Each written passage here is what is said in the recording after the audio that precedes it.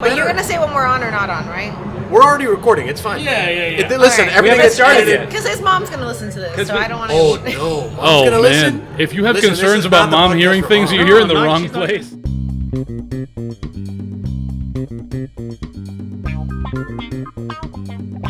Welcome bag to the over next there. episode of I don't Pancom Podcast, brought to you by Croqueta Doorstops. All right, so for everyone that's listening to us just talk shit, please introduce yourself as the wonderful, incredibly talented people that you are.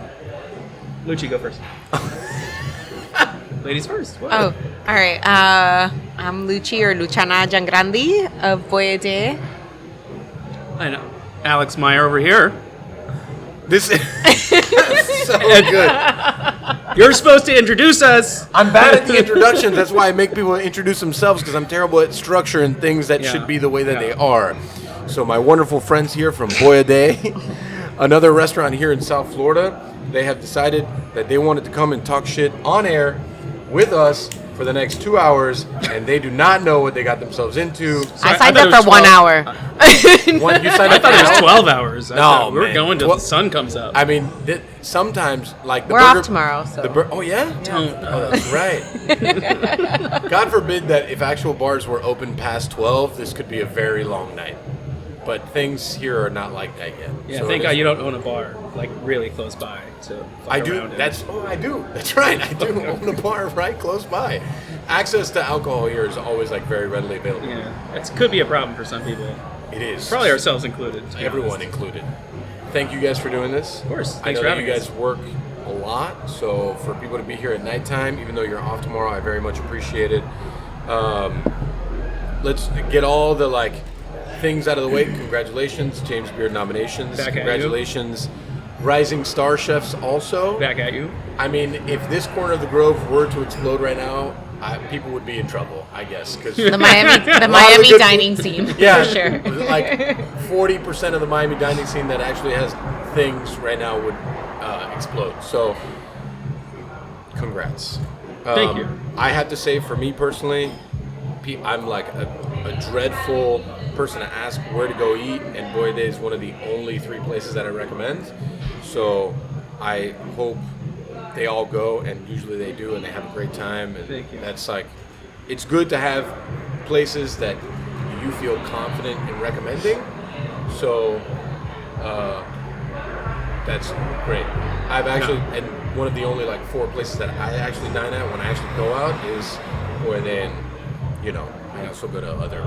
It's funny because so we don't have our name big outside the restaurant, but we have the exclamation point supposed to mark the spot.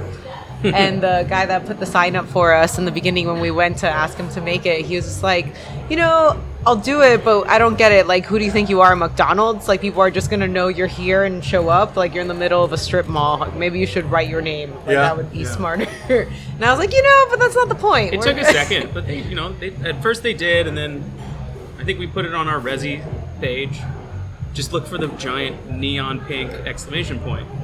People still have problems. They called the restaurant. I'm next to a laundromat. Where do I go? It's like just You're 10 there. feet away. You're there. You made it. You made Congrats. it. Park. You made it. And then everyone from the neighborhood, because we took over. Well, we bought this couple out. They were selling their restaurant, and we were like, okay, here's almost full price. And they were a Dominican, almost cafeteria. And so that was a very different clientele than what Oh yeah. what we were aiming for. All are welcome, but obviously, there's a difference. But it was funny because they're a husband-wife team, and obviously we're partners, run the restaurant together. And the night we signed the lease, we also had dinner in the space together, and we brought the wine, and they made food for us, and we all sat. And Yeah. it was nice. Those parallels were funny, but the neighborhood guys were like, you know what you should do? And we're like, tell us, what should we do with our business? Yeah. Those are They do my that. favorite. You should write restaurant right underneath. I was like, okay, like that. There we go. We did it. We did it. Some people actually there was a place in South Miami, that their restaurant. I still don't know the name of the restaurant. Just says pizza and pasta. That's all it says. And I'm just like, I guess for some people this works. Right. I don't really know, but area didn't have a sign for 2 years. 2 years? Yeah, we had this small little hanging sign from the tree that nobody could find. I think the first time we came was shortly. Oh, was yeah? it in that time? This was at the fire before you guys left Oh, the wait. bar. Oh, boy. But look at that. so here is our pork. It comes with clams. Impromptu a little bit dinner. of I didn't even know that I jus. did this. You did Look do at that. this, yeah. Did I? That's what happens when you ask me for things. Oh, that's right. Instead of just letting me do it, you know? We told you a snack, guys. This is a snack. Okay. Here's your snack. That looks gorgeous. Oh my god. That's actually a new dish that I like. Thanks, Dave. Is this for like that Thank you, sound Dave. effect thing? What is it? No, I don't believe in that. Or whatever. Okay. I You want actually us to thought you slurp guys some already ate noodles this. and. But you also asked me for it at like 9:40. Relax. Come on. Totally true. Steph, I need you to know ticket time. Yeah, I know. Yeah, I blame Emma for everything. Also, all the great things. We have an Emma that we can blame for everything too. Yeah? Yeah. Emma's are great, actually. She's savior. She here. is. She was fantastic. Thank you. This is what is that thing called when people chew on air? It's very weird. ASMR. Yeah. Oh, it's weird, right? Right. But people are into Not that we were like so excited to answer that question. Yeah, But you kind of were. Oh, But it's I have a few friends that are really into it. I haven't figured out the whole thing behind it all, but I do know some people Yeah. that enjoy it. I'm more intrigued by like the 80-pound like Korean girls that will eat like a 6-course just like giant meal on YouTube in their apartment, and people like pay to watch that. That is wild. It's weird. Come on, it's like there's so many things. But to it's me just that- like, 7 plates like this come out for this person that's half of Luci's size, she eats more than I do, by the way. smaller people usually eat a lot more than us bigger people, and it's very frustrating to me. I don't understand. I have a 96-pound cook in my kitchen, and she throws down. Like she ate like a pizza and a half the other day in front of me. Like, where do you put this? I don't understand. I need to take a bite of this. This looks amazing. You guys can eat, and we'll edit this stuff out. And we're back from our commercial break, brought to you by Another Drew Estate. Luci, what was your question again? Another one. That's DJ Khaled just made an intro here. All right, I have to send the text. We need 1 panda, 2. We call these red pandas here.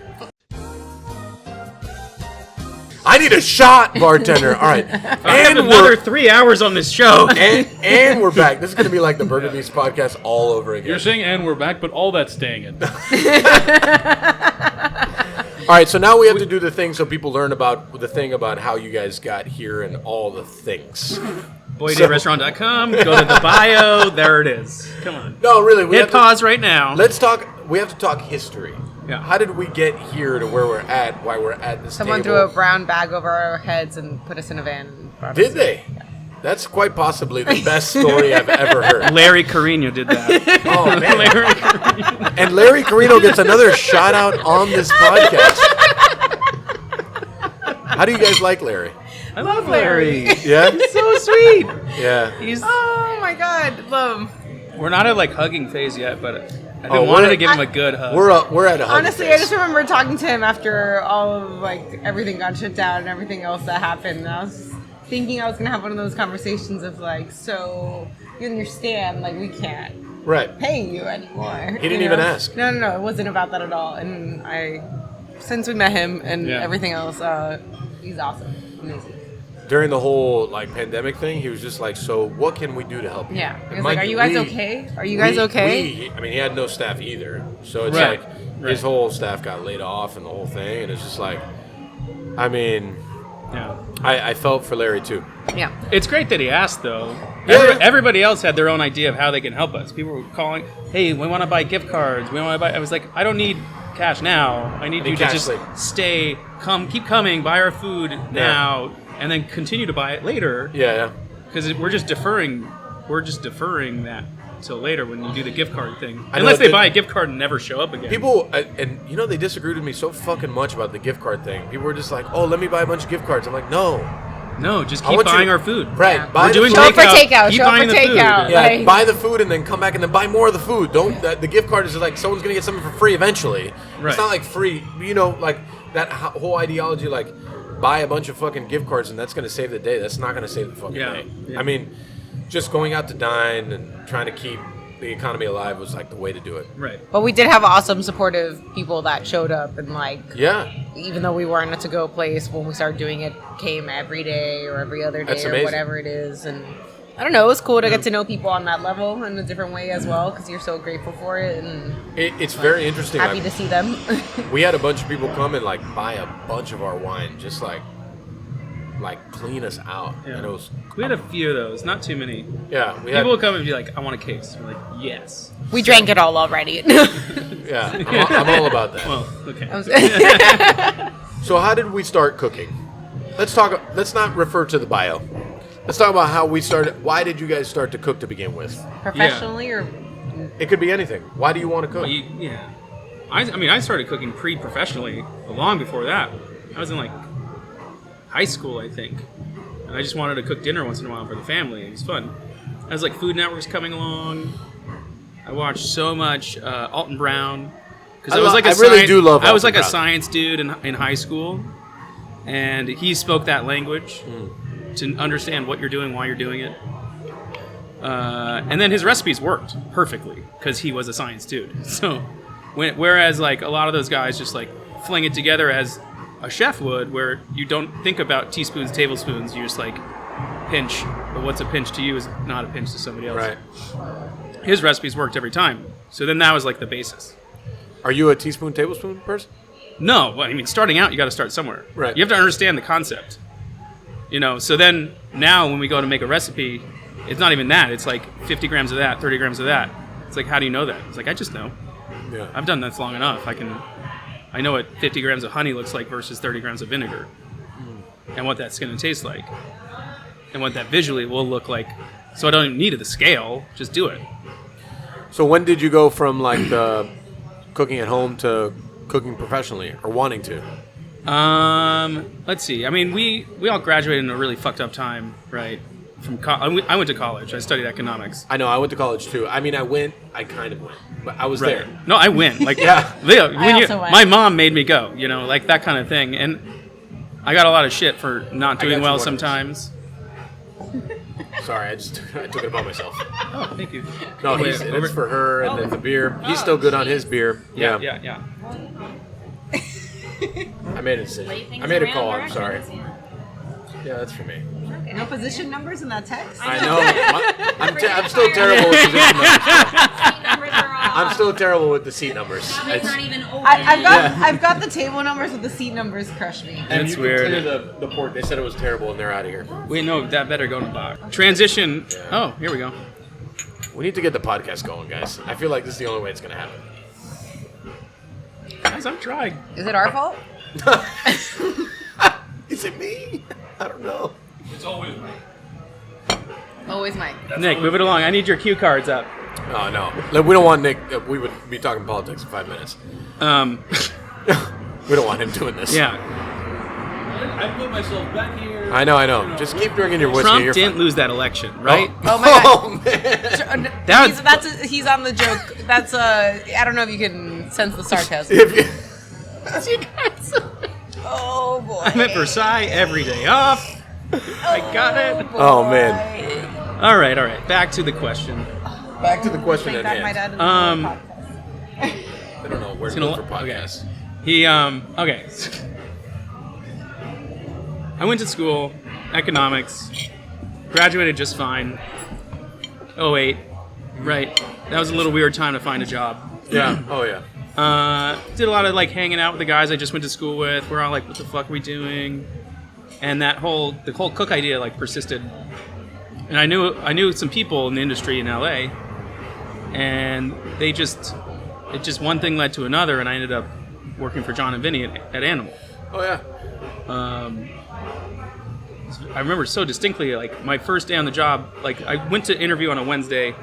John was just like, okay, fine, whatever. Like you get it, right? You're not going to get paid much. You're going to work a lot.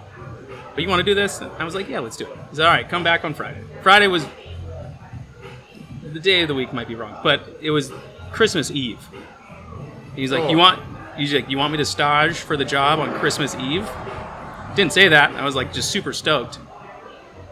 And so that was my first day ever in a commercial kitchen. It was on Christmas Eve, 2008. All right. And my mom and dad were like, all right, that's what you want to do. They were just like such good people. They just wanted me to do what I wanted to do. It wasn't about, oh, finally this fucker got a job. Where was home base for you at that time? I was in LA. Ah. Yeah. I was born and raised in LA. That was still there. Mom's still there, brother's still there, cousins, aunts, uncles, they're all there. Ah, got it. So that was the transition moment. And then I think it took like a month or maybe for them to finally, I just kept showing up and they were like, all right, fine, you can have a job. That's the best way. And I was like, okay, but what about all those paychecks? What about getting paid And John was for like, this work? yeah, we'll pay you for all that shit. Don't worry. It's fine. And it just went from there. And it was the most fortuitous timing because Animal was nobody at the time. They had opened July, August maybe of 2008. By December, people had kind of known them. We went from 30 covers a night to like 180 within like 3-4 months. Amen to that. So I was able to get my ass kicked on 30 covers a night on Garde-Manger pastry. And then just slowly pile on top of that another 150 covers. Yeah. And then I was just like, golden. So by the time I was done there on station 9 months later, they were like, we need to hire 2 people to replace you. And that felt good, obviously. That's a good feeling. Yeah. And, you know, I ended up being there for like 3 years. I think I ate there maybe 2012. Yeah. 2011, 12, something like They're that. still there, man. They had I know. They had a 10-year anniversary. Okay, obviously in 2018, because I was just talking about that.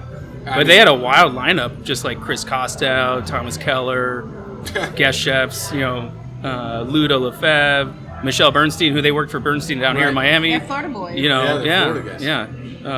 I think Sad that they had to go over there to get the credit that they earned it though, man. They worked their way over. They weren't just straight from here to there. They were in Colorado. They were even in LA. Their first kind of opportunity was painting Ben Ford's house.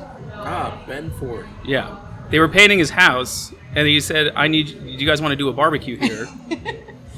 And they were like, "Yeah, I'd love to." And then they ended up working for him, and then they took every opportunity possible, and they just killed it every step of the way. Ben Ford is Harrison Ford's son. Yeah, That is also a chef. yeah. Ford's filling station. People don't know that. Well, but you know that. Well, because I did a dinner with Ben Ford, like, I don't know, a long time ago. Long time ago. Yeah, their stories. So then, just kept moving on, and next step. Then I was in the career. It wasn't like a wild story anymore. Move to New York, do that thing. Stop, dude. Give me context of doing that thing. Wait, so you moved to New York. You did things in New York, too.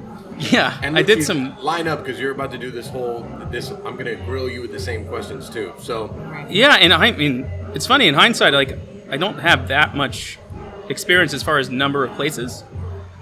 I went to New York and like staged at 6 different places. It was like maybe 2 weeks at WD 50, 40. Oh fuck, I always fucked that one up. WD 50. just so people know context, it's Wiley Dufresne's restaurant that has lots and lots of accolades and credentials of being great. I always fuck that one up. So WD WD 50, yeah, because it was 50 Delancey. The address was 50 Delancey Street, and so it was WD 40's the. We're only 3 shots in. This All is right. gonna get real messy, real fast. Oh fuck.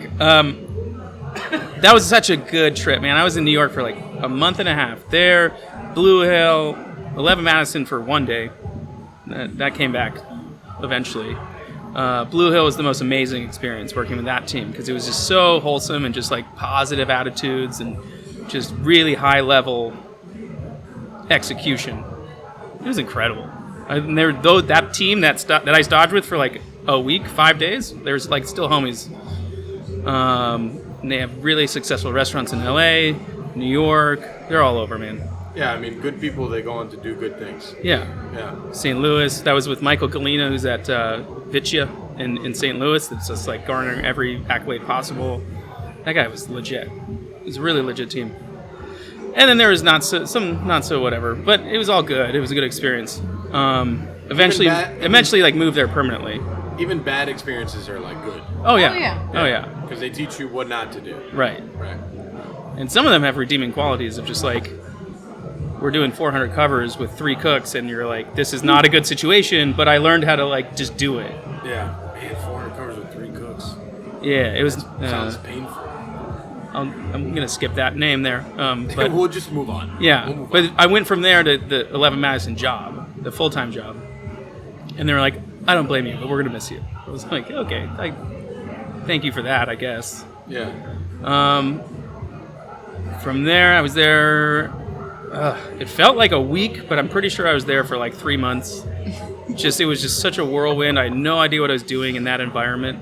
We're at EMP? Yeah. Like I was cracking jokes to the guy next to me, and they were like, just looked at me and didn't say a word. And they were like, "You're supposed to shut the fuck up and do your job." When we met at the Nomad, he says he spoke to me once, and I don't remember ever at that point having met him. And he said he talked to me, and I just looked at him and just turned back and kept working. So I think that's very much exactly what you. That's the instinct in that culture is like. Yeah. Just funny joke, but I can't laugh, so I'm gonna just keep. I don't want to get yelled at. I don't want to get yelled at. So I brought a levity to the job, I guess, for personally. Otherwise, I wouldn't survive that. It's just too serious, it's too stuffy. That's why I loved Animal, John and Vinny, and like this guy's getting fucking stoned all day long and just having fun. But they were having fun so long as I saw them get tremendously mad if we fucked anything up. So that's where I got the attitude of, so long as we're all doing our job, we can have fun, make jokes, but stay focused on the task at hand, the physical task at hand. Right. EMP was like 3 months of just that, and just having fun while not having fun. I don't know, but it was so worthwhile. These are the most talented people in the world in this kitchen. I think it's like more gratifying than it is just having fun, right? Like the work is. At the end of the day, you go home and you're like, Yeah. where do you ever talk to somebody? And they're like, where do you work? And I was like, EMP, and they're like, no fucking way. Yeah. Can you get me a reservation? Yeah. I wasn't there yet, I don't think. And anyway, at that point, that's when Nomad was opening. And Nomad, she'll tell you that part of it, but like they were just firing people left and right.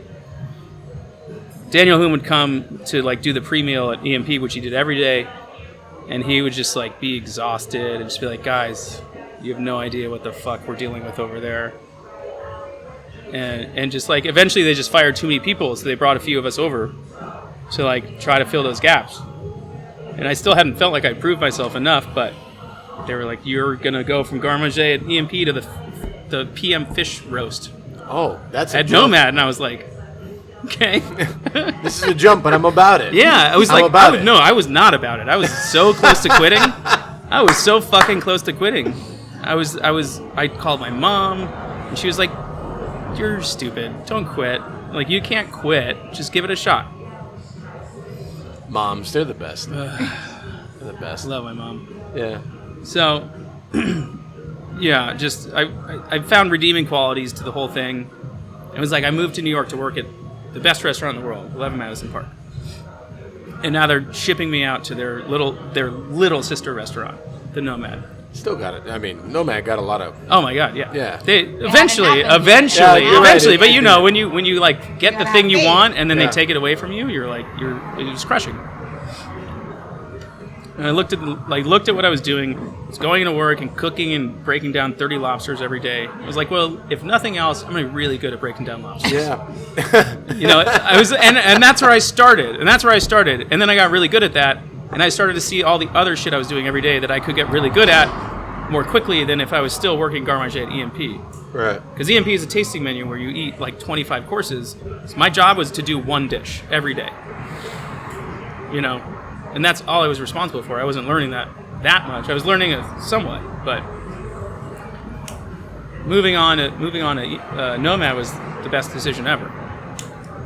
And that's where I met Luci. Now, Okay. enter!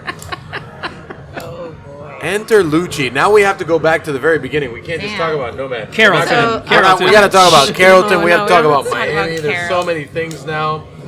I feel like We got to talk about Madonna's on the beach. We got to talk about. you worked at Madonna's on the beach. No, No. no. I was gonna be She like, was a what- VIP guest there. What happened? Madonna's on the beach. This is crazy. Luci, Madonna's on the Beach was the first strip club I've ever been to. Though. really? I will The say first that. strip club I ever went to was called El Centro Español. Where was this? I don't remember. I was so young. Should I use I didn't quotes? drive. Yeah, this sounds Yeah. like you went to Cuba and you were turning. No, I quince. didn't. I know. It was Kind of here. It was in story. Hialeah somewhere. Yeah. But Next to I- La Covacha. La Covacha with what was it? Do you know I saw Calle 13 live at La Covacha? La Covacha used to. that was great. That was great. That was a great reaction over here. I wasn't even living in Miami at the time. I was living in New York, and I was like, Calle 13 at La Covacha, I'm flying home. Like watch at that time, that was Man. Yeah. And you and Nick were partying together. This is crazy. Carrollton and Belen in the same room. Who can afford that whole thing? That's crazy. Do you remember, so I was with some Carrollton girls recently, and we talked about the fact that in our day they did an exchange. Were you aware of this, or did No. you know about this? I have no idea. What does that mean? Where? Oh, maybe we did it with. Oh no, sorry. I'm gonna take that. I'm gonna walk that back. You're gonna walk it back? I'm gonna walk it back. I think we did it with Columbus. I'm sorry. I'm Oh, gonna walk boy. it back. I don't know. I have no idea. I went to Columbus. Oh, you went to Columbus, not Belen. Well then, yeah, I would think never. we- Come I on. think What, we you would did think it- me to be a Belen guy? Come on. Whoa. Let's be real here. Come on, You people. are wearing khakis. Columbus, we wore khakis. I'm confused. There, Anyway, there is a known Belen uniform. is there a known Belen uniform? You guys have a known uniform? Men for others. right now. You're in our dress uniform. Am That's what I? you're wearing, yeah. It was every day was blue pants. Right now you're in our mass day pants. We had mass day knee highs. There you go. Yeah, mass day you had to wear white shirt and knee highs. I will Columbus say was though, a shit show as a private school. That's why I love it. The ascot though was not standard issue. That's, Oh, I'm sorry. The ascot is all 2020 approved. That's the ascot mask has been 2020 approved. Luci, let's start at the beginning. How did this happen? Don't try to. How did a Carrollton girl from Miami Lakes become a... all right. Accidentally it happened, I guess. I've always really liked eating and food, and in sense of cooking, I Amen to always that. helped out in the kitchen in my house. And my dad used to be a very big man, and my mom took a lot of cooking classes. My mom was Cuban, my dad's from Chile, but he's Italian by like parents. And although she was Cuban, he did not like Cuban food, so my mom had to learn to cook Italian food. And took all these kinds of classes. But like I even went to a Jacques Pepin cooking class with my mom back in the day. Like my mom used to go to so many classes. Did he actually teach this? No, but did he teach the class? I have a signed book. Oh my god. Jacques that's Pepin fucking And an awesome. apron. taught the class? Yeah. I don't know how this That's happened. This is one back, of my back favorite in the books day. ever. The Apprentice is like one of my favorite. And reads I don't know. of all I was a time. little girl at the time. I don't know why I was with this involved in this, but yeah. So there was Legendary. food was Yeah. always a thing in our house. Also because we're Latin and eat a lot and get together in big groups, and that's really the only thing anyone can agree on is feasting. You know. So That's a good point. yeah, That's a it's- very food, good, food very is solid the point. common ground, you know, regardless. So that was kind of interest in food and all of that. I mean, my parents were separated for a long time, later divorced, and my dad used to work a lot in Italy. So I would spend summers there, and like he still remembers the first time he got prosciutto. And I was carrying it home on the way, and like I ate the whole pack before we got back to the place we were staying at. And I was like 8 or 9.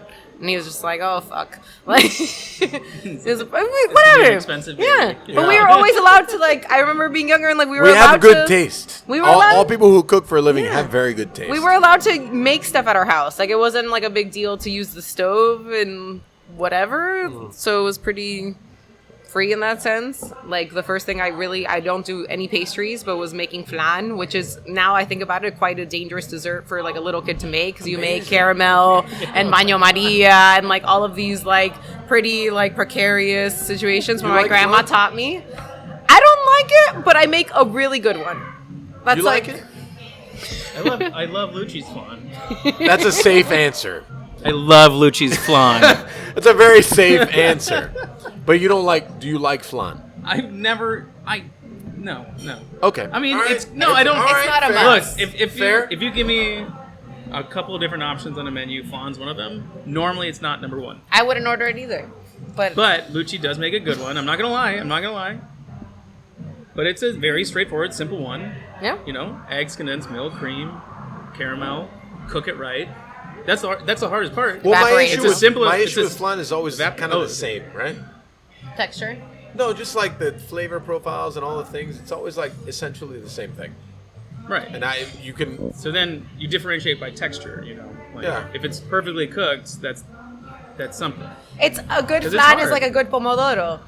It's True. straightforward. It's always going to be the same ingredients, but you're going to differentiate by doing it perfectly right. I don't know, but a Or fucking pomodoro it up. though is like the whole sourcing of the things and the I feel like But it's also the technique.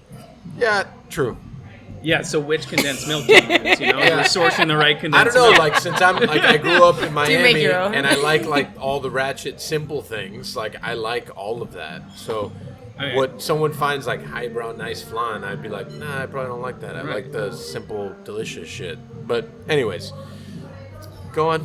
All right, I don't know. Fine. 9 years old. Whatever. I always like to eat all the things. Luci is very ambitious. She starts at 9 years old. I started in like end of high school. I was just eating. No, I wanted at that time at 9. I wanted to be a professional ice cream taster, and I would go eat ice What a cream job. after dinner at all the Is that a real gelaterias. job?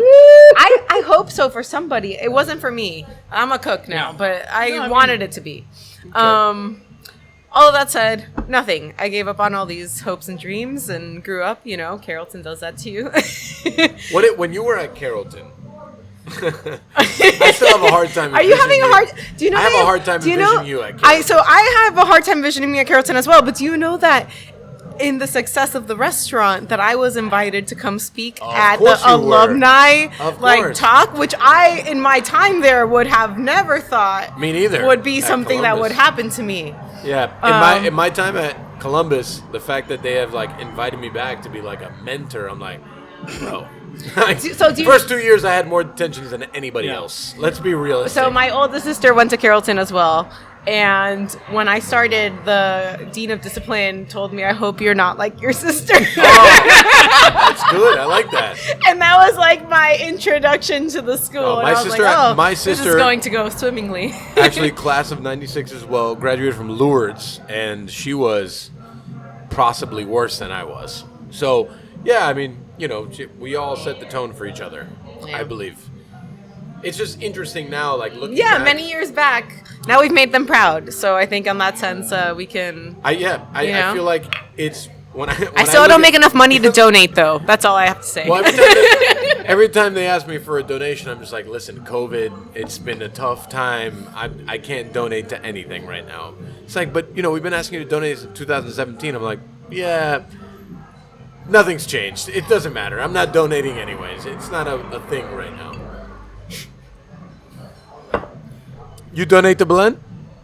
I have. I haven't. Have? I haven't lately. It's a big deal. But- If you ever want to have kids, like it's a big. I got one of my friends from like elementary school. His parents donated to that elementary. It was kindergarten through 6. Well, what does And that mean? You're hedging your bets? Exactly. Yeah. So once he has kids, he's like, they're donating in his name, and he's like, but what fucking 21-year-old is donating to thousands of dollars to an elementary school? So it's like, yeah. So once he has kids, probably another 10 years, they'll get into that elementary school, right? We also went to single-sex education high school. So you're hedging your bets that if you don't have kids now, you're donating to a school that you have a That's child true. of that Actually, sex in the sorry. future. That's that is an accurate. So I you never are even thought about really it that You way. are super rolling the dice So on that one. if you're just pumping out chicks, we're fucked. Maybe man. we could alternate. So you've been doing Yeah, yours, like me to you're- mine. You have right. the man. We Right. could just. What these schools have in common is that they're producing terrible gamblers. is what they're Yeah, doing. that's a good.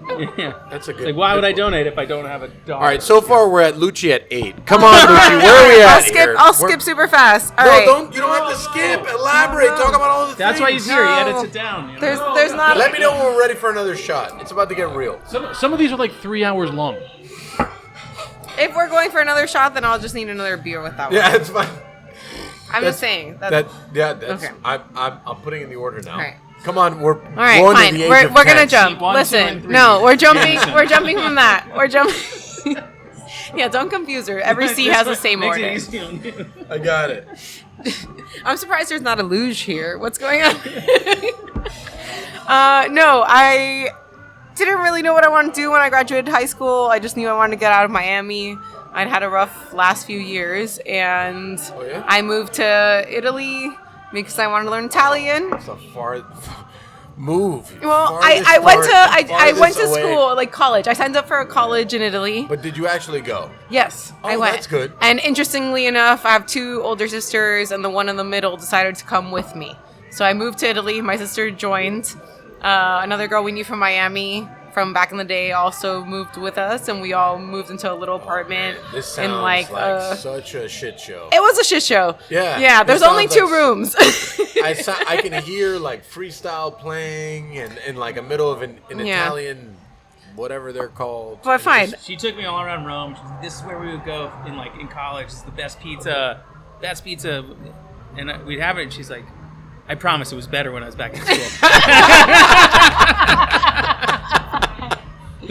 There's also definitely a nostalgia when you go to a spot every day and you know the people's names and they know yours and you know it's Gnocchi Thursday and you're gonna like, Gnocchi Thursday. oh yeah, oh Sounds this like a lot of pizzeria bread. was no, it's amazing. No. Oof, it was That's like nothing worth in it. Italy. They're just Whatever. That's true. They Whatever. wake up Like- making gnocchi, just like yeah. I left Italy. I still wasn't cooking on time, so I still need to speed through. I moved to New York, so I transferred schools. And when I graduated in New York was also around the same time as Alex, '08. And I had studied liberal arts, creative writing, been interning all over the place. And really, there was not a job for me when I got out. So I started interning during the day, and I worked as a hostess at Budokan, which is an 800-seat restaurant Yeah, I in the know. meatpacking district in New York City, as my first like real restaurant job.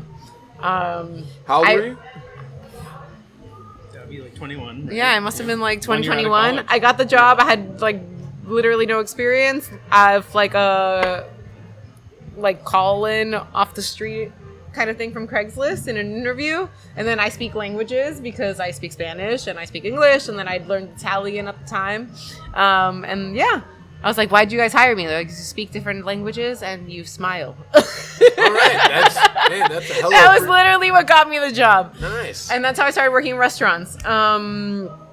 Then at one point, my dad's like, what the fuck are you doing? You're wasting your time. You are making no money at this internship. You're hostessing, doing why? I don't know what. I want to write about food and travel. It was like what always did interest me. That's why Right. all the backstory for Italy and eating and all that. But I couldn't figure out what my thing was in it. My dad just said, why don't you take some cooking classes? And I signed up at the Institute of Culinary Education in New York, which does like a 6-month program.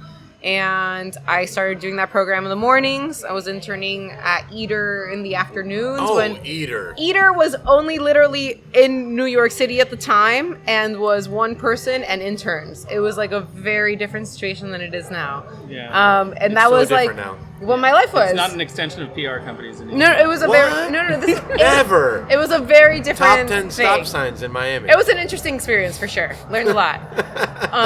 But yeah, I started doing that, and then to finish my cooking 6-month program, I had an intern, and I thought, damn, Yeah. I'm from. I don't know, Somebody's had enough of this podcast. Yeah. Yeah. They can go fuck damn. themselves. I thought we were just getting going. Yeah. I thought I would never work in a kitchen again, so that maybe it would be an interesting thing to do would be to intern in a kitchen so that I could write about it later, because when else would I do that? That's not what I was trying to do. And I Look said, how that ended up. yeah, Yeah. terribly.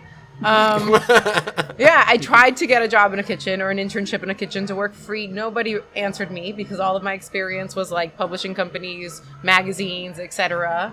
And then I was like, okay, I'm gonna go like walk to restaurants I know and like and I've eaten at. I walked to Babel in the West Village, or no, I guess that was just the Village. It's not West. I was living West. The chef wasn't there, and then I walked to Scarpetta on 14th Street. I remember because it was raining at that time, and I was like, I think this is gonna be the only other place I go to because it's pouring and I don't have an umbrella and whatever. And I went there. The guy told me to come in for a stage. He was like totally open about it, and yeah, I ended up going and staging there. The entire kitchen was like basically Mexican dudes, but I speak Spanish, and that Perfect. obviously helped me a lot. Yeah. And he offered me a thing, and he said, yeah, you're not scared of everyone, so you can have an internship. But I was working for free, so also it was free labor. Yeah. Love And that's how I started cooking. that. Okay. So then after that, what was next? Oh my God. Come on. Oh my God. I was really challenged by the kitchen. It was really hard there for me. And I don't know. I really threw myself into it. And as I moved up, I was also like, what the fuck am I doing with my life? And my family was really confused. How old are you at this point? Probably 22 at then. Oh, I don't man, know. 22. I applied for grad God. school. And then at the same time, I just remember, like, at 22, I was an absolute fucking train wreck. So it's just like, 22 is like a very tumultuous time. You're telling me. Oh my God. I mean, love most those, like- most of the 20s, right? I thought I was I don't really remember most of my 20s. Listen, so, I like, thought I was going to do a 2-month internship, finish this program, and go have a job in a magazine writing about food somewhere. Instead, I was offered a position. I took it because I needed a job, pay my rent, and also I was having a ton of fun. And was so kitchens surprised. are fun. Kitchens are so much fun. so much fun. I think so. I played When you're in team your sports, 20s and there's no consequences Kitchens are like and team you're I like, sports. know. What are you know. consequences Yeah. when you're 26 and Oh my God. everything is fun? Yeah. God, it's Can so you make fun. rent? Done. That's all you need. Yeah. Yeah. You get a meal every day. You get a meal every You day. get something to do for 14 hours. Correct. Correct. Yeah, yeah, but it's also fun. The whole after and before and the thing and the camaraderie and I remember Yeah. because Noche Buena is such a big deal in Latin culture. And the first Christmas Eve I had to work. My sister, one of them, flew to New York and that's spent nice. it with me. And I worked Christmas Eve. It was a blizzard, and then brought takeout from the restaurant and ate it with her at 1 a.m. And I That's was like, very wow, nice. there's such a there's no lechon. there's nothing that we usually Yeah, do. but it was good. That's the only day in the whole year that we actually close. So we I guess that now, down here. yeah, I see how ridiculous my first day on the job was. Yeah. Yeah. I just called it Christmas Eve back Yeah. then. Yeah, no, Noche Buena is like the only day that we close. So we took votes the first year of the restaurant with the staff to see do you guys want to be open Christmas Day or on Christmas Eve? What do you guys want to do? And I was like, no, we'd rather work Christmas Day than Noche Buena. Yeah. All right. So now, Which- now we get to do that brunch with El Bagel every year, which is fun. I tried opening on Christmas Eve, and it's just not, No, we just close. Fuck it. financially, it just didn't make any sense. Tried brunch, tried dinner, but Christmas Day, pretty good. Yeah. Yeah. Not too bad. So that's just been how it was. Oh, here comes the angel herself. Yes. He only says that during I don't know. I'm podcasts. going to call you an angel tomorrow. Yeah. Yeah. But you're off One thing, I said he tomorrow. only calls me an That's angel our during only day podcasts. off Yeah. all week. Perfect. All right, fine. I got into grad school and I got promoted to move on to the fish line. Or station, whatever. Is that where we met? No, this is Scarpetta. This Oh, is not Scarpetta, then. you're right. I Sorry. stayed, so the same way he stayed with John and Vinny for around 3 years, I was Scarpetta for 3.5, almost 4 years. Thanks, Emma. You're an Thank you, angel. Emma. Angel. Relax. I don't know. It was just, it'd taken me so long to achieve that goal. And also I'd had the fear after 08 of going to more school and having to get out of it and not have money to pay for any of it or make money afterwards, that I didn't even know if it was a smart decision Right. for me. So I decided to keep cooking. And that's kind of how it went. And eventually when I'd worked all the things there and made my time, I decided to leave for a little bit. My dad has stuff in Chile. We make olive oil down there. Ooh, nice. I have family down there, and I took a break. And when I came back to New York and was looking for a job, my old general manager from Scarpetta was basically becoming the general manager for the Nomad in New York.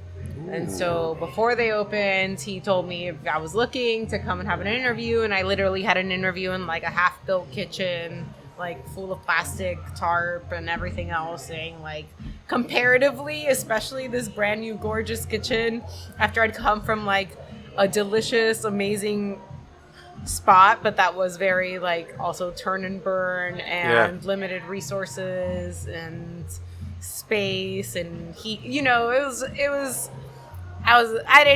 was completely different. Right. So yeah, I took the job. It was exciting. And what happened next? It's part of that team from cleaning to getting going. Once we started, I got moved really fast first to the morning, and I don't know. I was fucked every day. totally out of my element. I'd come recommended, but I was not performing the way they expected me to perform. Most likely, and I know because I had not worked in a kitchen that had the same standards in terms of certain things of cleanliness and organization and you know, it was just different. It went from Si Jefe to We Chef, and I didn't really understand what that meant. If your socks weren't black, you had to leave the line and go buy a pair of black socks to change into. You know, like that's wild. Really? Yeah, it was very brigade style, and I genuinely just wasn't prepared for that. I mean, coming from a guy that wears Bob Ross socks like twice a week, that's intense. I once thought a sous chef was pointing out my socks because of how hilarious they were, and I pulled them out of my clog to show them to him the whole way. Yeah, and then nice. I realized he was actually telling me because they were not uniform appropriate, and I needed. That's crazy. Socks or what am I wearing? Everything. You had to be clean shaven. You had to shave every day, even a stage. I got Felix the Cat socks on today. Even a stage. Yeah. Yeah. So it was a huge adjustment, and it was an amazing learning experience for me for sure. And yeah, like Alex said, I was there before he started, but a lot of people got fired for the first few weeks. How many? Like 50% of the kitchen? No, I wouldn't say necessarily that, but I think I don't remember the numbers, but I think I counted at one point there was like 13 people that stopped being there after like Stop being there. That's a nice. You way wouldn't of putting it. know. You'd go into the locker room to change to get ready for work, and obviously you're a girl, so there's not as many girls. So So, it's like then at one 30%. point there's like 2 girls, Yeah. All right. and you realize that you're not all there. Right. So it was that kind of thing, which is probably why when Alex talked to me, I was like, "Don't talk to me. I'm trying to keep this job." And then enter Alex. Oh yeah, I did have a career after him though. Enter me, I guess. Well, yeah. I mean, that's where you guys met, right? Yeah, we met there. We worked there together for a long. Luci, we can have the shot. Luci is requesting that we take the shot already. This is my life. Yeah. Just so you guys know. I mean, let me tell you, this is tough to Once keep you up get with. one shot- I'm with it, but it's... Once you get one shot, you have another like Cheers. way too many. Congrats again. We're just going to keep Congrats. congratulating it. I don't know what the... To the we've already Rising Stars. Yeah. Taco loss. Yeah. Oh boy. Oh, man. I'll stop you. This is actually the first time that we've taken shots on the podcast.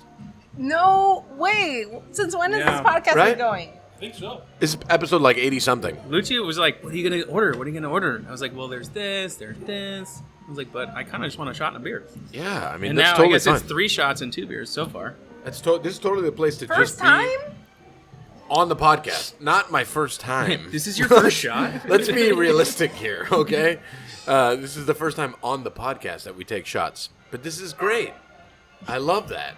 We should make this a thing. Keep it loose. Keep it alive. No, but the drinks get people loose. It's the shots. Loose and Alive is actually written on the wall in the Nomad Loose what? kitchen. Oh man, there's a whole fucking. There's a list of words. Adjectives. Adjectives. That describe the style. And the At the big Nomad. joke from alumni is loose and alive. Loose and alive. Yeah. Loose and alive and clean shaven and black socks. That makes sense. However you balance that out. So, the Nomad experience, how long were you there? I was there a while. I was there early 2012, and then I left for a second. I had to go back to LA for some family stuff. But then I was there until 2015. I was there for 3 years, basically. Mm-hmm. Luci was there for 2 years or so. No, I was there for a year. 1 year or so. I did 1 year.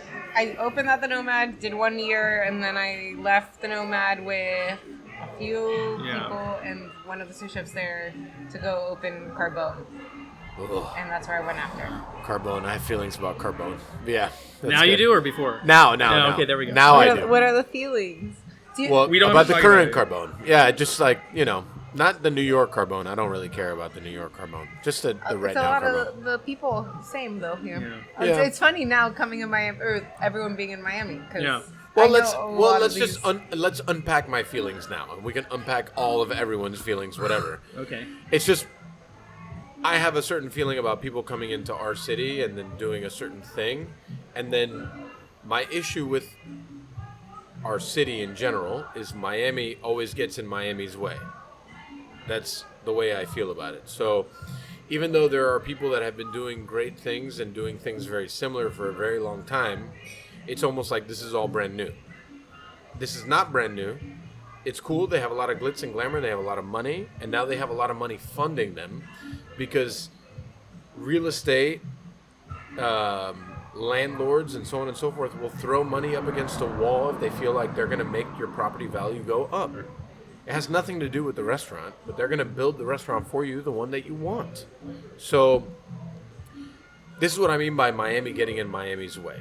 So Miami is going to do, and as for how many good things that it does, these things are the ones that bother me. It's like that article coming out that there's a wait list of 2,000 people. Oh, like, That is true, though. Yeah. oh, yours? Nave was one of them too. It's like one of the. Where do you eat when you can't get into Carbone? I was like, Nave, Boia, and then, Machialina, and it's just like Casasola, it's really there's- just like a list of the top restaurants, and you're like, why do you have to put it that way?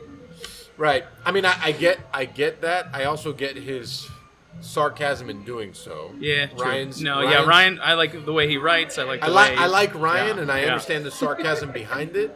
Ryan is a former guest of Panko Podcast. Please see our episode list to refer to what I'm talking about.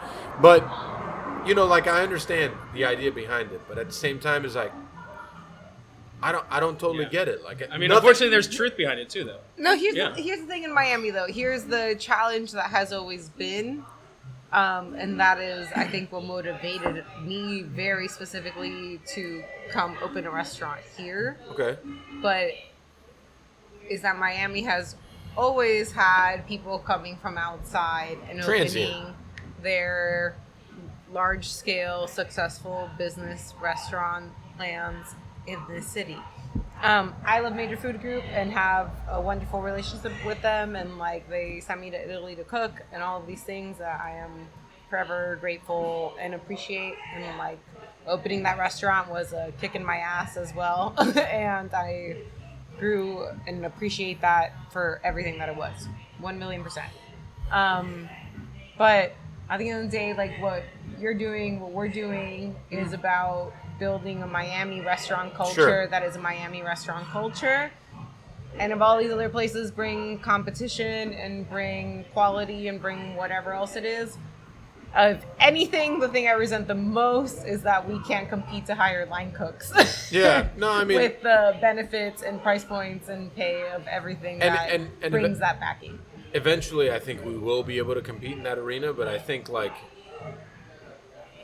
overall, when Simon Kim was on this podcast, I asked him that was one of the first questions I asked him. Are you here to be a part of the community? Are you here to pillage the community that we are creating? And he had a very good answer. And that's why I like Simon. It was one of the first questions that I asked him, because Cote to me is another one of those like New York brands that could seem like in that realm of Major Food Group, right? Are they? I don't know. I think time will tell. I like Simon. I ate at Cote. I had a great experience. Even though I told you I'm not like a red meat guy, I still enjoyed everything I had and so on and so forth. Is Major Food Group going to do the same thing? Are they going to play ball in the same arena? I don't know. But like you said, competition breeds excellence. That's what they say. And that's true. I think like we are our best competition. Like I think that you yourself you compete against yourself, right? Like I'm not trying to be like Boia Day. I'm trying to be like us. So like however you can push yourself every day, that is the competition that I'm breeding within my company every day. And the same thing goes for you guys. Like in the competition sector, like when people, again, and I'm not for nothing, but when people ask me where to go eat, I will never say Carbone. I will say Boia Day, and I will say other people that I think represent what this community means. Do I think that they're going to represent what this community means? No. Like, I have a bar a block away from theirs, from that restaurant, Carbone. I have a block away. So I go there once a week, and I go and I spend a couple hours, and the whole operations thing, and then I walk down the street, and I look at the fucking mayhem that happens there, right? And it just, to me, it's like, I don't understand. Why is this a transient Miami culture that's coming here that's not really from here? Or is this Miami just getting in Miami's way? I don't fucking know. I have no idea. I'd much more, I would, and I'm not a wait list guy, but I'd much rather be like, I'll be on a 2,000 person wait list to go eat at Boia Day than I would at Carbone. That's just me. Like the way that I think. Because I want my dollars to go into your pocket, not theirs. And that's just, you know, like, and albeit good experience and so, like, for me, fundamentally,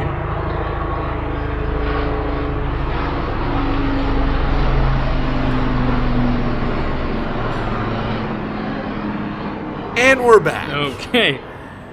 Brought to you by High Choose. Okay. Oh my They god! do not. Can you guys get sponsored by High Choose? You should totally. We'll take all that. Oh my god! We will take Have every- You, do you want one? Have you tried it? Thanks. Will you No want to be thanks. sponsored by? Yes. You- I'll The take no all- thanks guy all cannot be the ads. sponsored, obviously.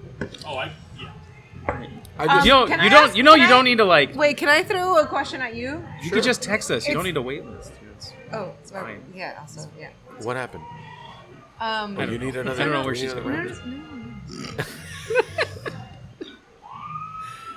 kind of mad. It's day one. Inventory was yesterday, so we're good. I was just thinking, I've been thinking a lot lately about how Miami, as building a city, has had all of these different épocas, let's say. Okay. No, because Época is a good word. I it love is. that word. It I love is, that. I love because that. you That's a know good word. the 60s and you know what Yeah. was the 50s, 60s, Right. 80s. And then I should have been born in like the 50s. I truly believe. I wish I had been as well. But yeah, so we've seen a city that's fairly young and new be built in all of these very impactful ways in different decades, essentially, in Miami. And Drug money, immigration, Exactly. retirement. There's so many like Communism. phases of communism. Yeah. Yeah. And that has formed a city. And I can't help but think now when most of like our numbers on reservations and everything else are 917, 212, that in a few years or 20 years from now, we are going to look at what COVID did to South Florida and Sure. brought as a influx of people and transformation and demand essentially for what kind of food and what is happening down here, that Miami is taking a trajectory really quickly in a direction that we won't actually understand for a second. Well, but I think that it's happening. Like Right. you know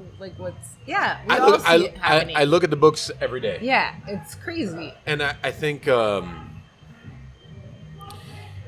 it's an interesting perspective, right? Because I actually had a It's text. still a young city. No, It's still I mean, we're only building. 60 years Yeah. old is the way that I tell people. Like, when people ask me about food culture in other cities, like New York, Chicago, even the West Coast has been around double, triple the amount of time that Miami's been around. Maybe more. I think, and I had this conversation with someone today through text that's of note that wrote a thing that like matters, and it's like, and it's more like, are these? No one listens to this, so it's fine. No, that was really just It was good. We all know right? who you're talking about now. No one knows what I'm talking about. No, but are these just New York transplants trying to feel at home? And that's fine. If that's what you're trying to do and you want to be on that wait list, that's totally cool. What matters to me is Ariete to me is supposed to be an experience you can only have in Miami. That's what I wanted, and that's what we have. You can only have this here. I like the food, the dynamic, the music, the thing. It's not supposed to exist anywhere else. So when people have come to me and say like, "Hey, we should open up an Ariete," and X doesn't exist. In my mind, at least. No, we're 1,000,000% with you. The joke's always Boia dos, but it's a joke because no, there's this one, and that's what it is supposed to be. It's supposed to be. That's Yeah. why we planned it and executed it the way we did, and it was intentionally what it is. It's supposed Right. to be 27 seats. You're supposed to not be able to get a reservation. That's Right. what it is. And you can't. There's a wait list 3,000 people long. Which That's Carbone. No, that's not us. No, It's no. long Carbone enough, is so- 2,000. You guys is 3,000. people long, and that's that's like the whole thing. But you know how they say every pot has a lid?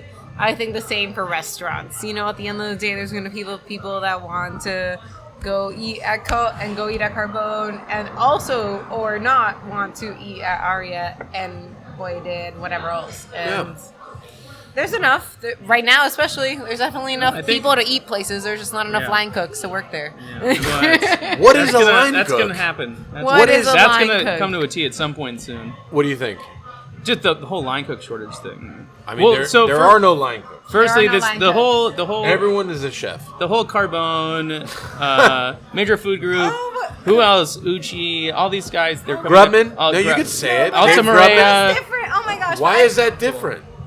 Why is that different? They're playing they're paying schmucks $20+ an hour. No, it's different. Well, my thesis is that this is like I love that it's your thesis. This is like Love that! This is the restaurant me your version thesis. of real estate in 2008, 2009, where everybody lost their house, everybody lost their condo, everybody lost their mortgage, and all these fucking giant companies from New York came down and bought up all the shit. Okay. And that's what they're waiting for again. That's what they do. These companies just wait for a dip and they buy up property. Sure. It's just like a small scale version, and one that we can understand because it's about restaurant spaces where we understand the business side of it. Sure. And we understand what a lease and how you can fit that into a business model. So now it's to an extent, I do feel bad for these guys. They're losing tons of money in New York because they can't survive. Everybody in New York. So the ones with the resources, in no way am I saying what's happening in the rest of the world is fine. No, of course not. Of course not. No, but in the restaurant industry here, there's a reason that all the recent openings are these guys that are coming to town because they're the ones with the resources, they're the ones with the money, and they can afford it. Okay, But even and they have a desire to. I agree with you, but I don't because I know what the landlord side looks like, right? Okay, so yeah. the landlord side, the real estate side is they're gonna throw a bunch of fucking TI to you, saying like, "I'll do whatever the fuck." I mean, TI is tenant improvement. That's just sorry, guys. improvement Just I money. wanna So jump people in should there and know make sure if you're everyone- out there negotiating for tenant improvement money, it should be $225 a foot. Don't accept any less. But what I'm saying is that they're gonna throw all the TI up Right. against a big name. Yeah, That's yeah. the thing.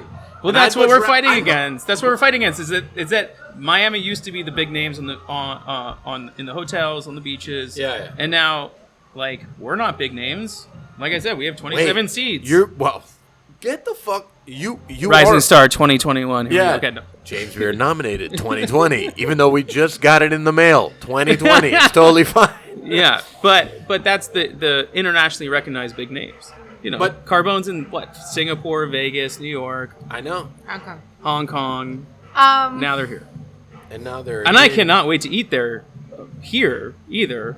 I won't be dining there. Okay. That's just me. No, never. What? I Really? don't know. They're homies. They're homies. We love those But that's guys. good. We and love that- those and that- guys. and that's fine. And I'm not trying to make you believe my impression. What I'm saying is, I'd much rather spend my money at Boia de I Stanzione, appreciate that. Macchialina, and other places. That's the way I see think it. about I it. see it One- because 1,000,000% understand that. Yeah. Yeah. For me, it's personal. Like, they're homies. And I get it, appreciate- and yeah, that's- and I I'm appreciate not- everything I learned and got, and yeah, Mario sent me to Italy. Like, I will Yeah, never that's be good. grateful for all of I those mean, things. no matter how they show up in that Design District magazine, they are good guys. This thing is major. What does that even mean? I'm so confused. What does that mean? I just it's also like, if you look at Design District as a whole, and I know we're talking about South Fifth, but they're going to go to the Design District too. Yeah. It's all, it was created, right? It's like the Design District was put together like a puzzle piece by one person, which I won't name, but one person. Yeah. Backed by a 4-letter corporation, which we won't name, I mean, you can name Craig Robbins. You can name all the things. and you can do whatever you LVMH. want. We can do it. We could do it. But at the same time, it's like you're putting together a puzzle piece. And to me, life, essentially food, is not a puzzle piece. Like, it is a beautiful, organic thing that happens. And when you insert the financial aspect of it, it just becomes foggy. Yeah. It's not that beautiful thing that you know, because I know it the way that I know it. You know what I'm saying? It's a foggy, shady mess to me. Yeah. You know? And then food doesn't matter. Yeah, it's man. Even it's though tough, food, like, even though food created the design district, whether people like Michael's Genuine or not, however you feel about it, without Michael's Genuine, the design district does not exist. Period. Does not happen. it probably just takes an extra 6 years. Maybe more. Maybe a decade. Like Tom Ford's not happening with a bunch of people eating down the street, spending $85 per person at lunch. This doesn't happen. So it's just, you know, these are my feelings. I'm gonna stop talking now. It does get foggy. I'm not gonna. There's no two ways about it. And we're closer to that transition from the romantic ideal, which is what you feel through your 20s that none of us remember, to being the business owner. And once you are the business owner, it becomes more so. You know, we talk about R&D every day. Yeah. When we haven't come up with a new dish in like 2 weeks because we just don't have time to just like, oh, I'm just gonna fucking pinch of this, dollop of that, stir it around 3 times, little high heat, low heat, let's go for it. There's no time for that Yeah. because you need to make sure the business is like still going, Oh no. and I that mean, people get paid and bills get paid and vendors are like on time and not on top of you. It's like, It's funny Things you break say- and people get injured. They don't show up. You Oh my work the God. line. You do whatever. It's just like do every your people single- hurt themselves as much as our people hurt themselves? my people could run into walls every day. Our I guy feel had like 2 that's- bicycle accidents in the same week, and I have no fucking idea. The other how he one's did got a that. burn on his hand. The other one, the whatever. It was just like, oh my God. Like, we planned this podcast a month ago, and today we're like, are we going to be able to go? God, thank you so much. This is why Are we gonna I'm make giving you it guys there? all the shots I could possibly give you. we worked all day for the record. Luci We will are take just like- all I of know. it might be soon time for the next. What? I love that. We're I love it. Soon time. No, soon time. what? You know what's interesting though? You say, man, we haven't come up with a dish in 2 weeks. There's places that haven't changed their menu in a decade. Yeah. He brings that up sometimes. He's like, and they're still crushing it. Should we just stick with the Well, classics? and you know it's I do bring that up, but I also know that's not why we're doing what we're doing. And No, that's it's true. The fun is in the rest of it, you know. It's like Right. when someone comes in and they are, oh, what's this thing, or I haven't had this, and we have a lot of regulars, and especially after fucking COVID, regulars is honestly our like number one person priority of everything that we love because they've been the people that showed up no matter what when we were figuring everything else out and supported. They are the most important. Exactly. So it's like whenever we do put something else new on, all the regulars are the people that I'm like, what do you think? Like, what'd you enjoy about this? And they all give really honest feedback. I've gotten really used to it that they all know and I'm going to ask them. And it's super helpful. I'm like, Right. you guys eat everything that we make. So you know. Like, you can tell us when it's like, not my favorite. Or like, crushed it. Or what the fuck are you thinking? Or whatever it is. I love the what the fucks because it makes complete sense in my brain. But for people, it's just like, nah, I don't know. Yeah. I don't totally understand what happened here. I promise it tasted better in my In my brain, head. Yeah, in my head, not it tasted amazing, tasted and it just really didn't happen. good. Maybe I just no. You I just thi- don't get it, bro. You don't. I get think it. that also, evolution-wise, there's a time that it's like I yearn for like structure in my kitchens, so I know everything that's happening, even when I'm not totally there all the time, which is the hardest thing for me that I've had to like live with. You know, like coming up with a new dish. Like I remember we used to change like 5 dishes on a Saturday. Like I would never allow that now, ever in a million years, because I'm not working brunch and then working into dinner and then prepping the dish during brunch, and then like it's just. Yeah. It's such an interesting change. Like when you start to move from that one dynamic to the next, like Boia Day could be the sum of one, but if you guys ever move to like a number 2 or number 3 or whatever, it's vastly different. We talk about growth and like No, I think about you. You have all these other things. It'll never be Boia Day 2. It's very hard. Never. No, Ever. it won't You ever. should never allow it to. And No. people want to like take over next door and make it Boia Day, 2 times bigger. And we're like, no. Then it's Like, still losing it. We might You're take still next losing it. door, but it's not gonna be that. Like it'll be something else. Yeah, but if This is unconfirmed and not substantiated by any truth or nobody. Shut up. Sorry. Don't speak to our landlord. landlords, they're my favorite. But We have a good one, luckily. We have one that doesn't care and he lets us do whatever we want. It was really funny Come though on. because Of he. course he would. No, but he didn't. look at what he has there. No. So He's lucky. He didn't have any idea at all for months. Almost all of this. He literally, when we were open, indoor, and successful, never came in, never saw all the changes we made to the space, never anything. And only recently, in the last, maybe I would say month and a half, Yeah. when we are only open like right a now, year and a half we're later, he only came doing in to outdoor check it out. dining right now. We're only open outside. Came in for the first and only time he has ever been there. And immediately afterwards, just like, send me an email about what you want to do. Huh? The Zamboni Zamboni's back! Zamboni! This is like a tradition here on Panko Podcast, the street Zamboni. Welcome back, sir. We love to have you. But what's the ice skating movie when he's a hockey star and blah, blah, blah? Oh my- Cutting Edge. The Cutting Edge. Come on. You What's guys The seen that Cutting movie? Edge? The Cutting No. Edge. How does this relate to anything The except the Zamboni. Zamboni? Oh, the Zamboni. That's I'm thinking more relates Mighty 1 million. Ducks, but it's fine. Yeah. But no one's seen The Cutting Edge? All right, welcome back to Podcom Podcast, brought to you by The Cutting Edge, 1993 classic film. We were all 9. Is this how, are we reviewing the How Did This Get Made? Because Cutting Edge would be a wonderful addition to that podcast. I would like to participate. You know that podcast? That's like the one Of course podcast I I do. listen to. We do Con not. Air, we listened to that driving cross country to move here. The Con Air, you're talking How about Did This Get Made? Nicolas Cage? Nick Oh, Cage I is the love- Great movie. Great It's a great movie. But the Love HTTGM movie. podcast was that one was like one of the Con Air. originals. So good. I'll see whatever the new episode is. Rent the movie. Yeah. We You got don't to. we You got don't to. recommend any other podcasts. Yeah. Panko Podcast is the only podcast that exists. Except for How Did This Get Made? The Zamboni edition. Zamboni edition. Jesus. All right. I'm sorry. I don't even remember where we're at. This we've And another We're life, not she was even a chefs. figure We're skater. yeah, we're the chef people here. All right. So, anyways, I've already unpacked all the problems I have with Major Food Group, and I'm sorry. I know you like them. I apologize. We are in an interesting place because we are the only major market right now in the country that is open. Yeah. Yeah. 100%. So can you blame them for being here? No, but I can blame them for what they do here. You can't blame their rationale, but you can blame them for being here in general. No, I can blame them for what they do when they're here. No, that's more valid. Yeah. It's like Let's just talk about someone else. But we're not talking. No one's talking shit.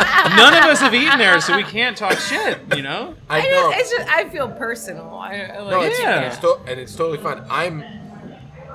I'm intrigued to see how the future unfolds. That's all I I'm am saying. with you on that. I'm also intrigued to see how the future Right. unfolds. Next week, Luci and I are going to go to Carbone, Oh, good. and we're going to come here after and jump the fence and get in the podcast. Yeah, that's good. I mean, I totally welcome that. Tell me that you had a great time, but then And tell you're me fucking wrong. and then tell me in 6 months that they support you as hard as they've been supported by the community. They have been supportive of us, but before they opened, haven't seen them recently. To be They're honest. working their asses off opening. I We all know. But yes. But There's also- I do have a thing with everybody that's coming down here. Tell me your thing. I love No, my things. thing. Okay, my thing, and it has nothing to do with them actually being here because, Okay. everyone can run their business however the fuck they want, and like, if they're successful, they're successful, and if they are, then it maybe just comes off as jealousy.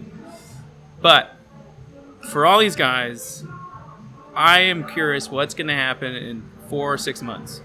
Oh, when it's real hot outside? When it's real hot outside, when New York, when like there's a vaccine, Yeah. shit starts reopening in New York, Sure. inside, because we saw that photo of the opening team at Carbone, Luci said it was 90% New York. Like Oh, yeah? the team that she I knows recognize them. a lot of the people in that And picture. I know a lot of them. Makes they're sense why not the food is good. they didn't say you have to permanently move to Miami. I love them. I know them. Yeah. Same, we went to Uchi and we had a great time. The food was delicious. I haven't been there yet. But like our server was fantastic, but she's from Denver, from the Uchi in Denver. She's gonna have to go back to Denver. Like these people don't move permanently. Right. What happens to these restaurants when all these guys move back? And then they're left. You know, with, and then they have 4 months to train a team from Miami to like do the shit that they do in New York. It's a very, very valid point. It's going to be interesting to see what happens then. Yeah. Like, Upland didn't close because of COVID. That was just a really, really good excuse. Why did Upland close? He does not. I have loved facts Upland. about this. I No, loved I Upland. Like I mean- we hadn't gone for a long time, to be honest. We went every time. We had a very good time. We had a very good time. We had hit or miss food once in a while, but generally, it would skewed very good. I'm the You same. know, Justin is an incredibly talented chef. He's not.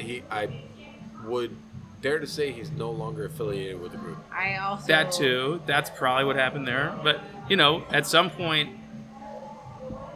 just the evolution of things, and like you end up with the next team, Right. the next iteration of the restaurant, Right. and everybody that's coming down now is going to have to deal with that next iteration. I'm Yeah, but totally that's off where- but subject, that's where- but like I think Justin Smiley is probably one of the best chefs in the country. Oh yes, That's the way I. he's one of the funniest, Oh man. most stoned men I've ever met in my Ever. life. But he Definitely. is, even when he's like 3 fucking blunts in, Yeah. he's just so fucking smart. Yeah. He's and- so smart, and he's so quick, and he's so like you could tell, like just working But with him. Il Buco Alimentare was like the best Justin Smiley that was provided to the world. You know, and then Yeah. you know, like things got with the Upland and then Yeah. Upland Miami or whatever. So And Steven Starr is one of the best operators out there, and yet they could not sustain this place.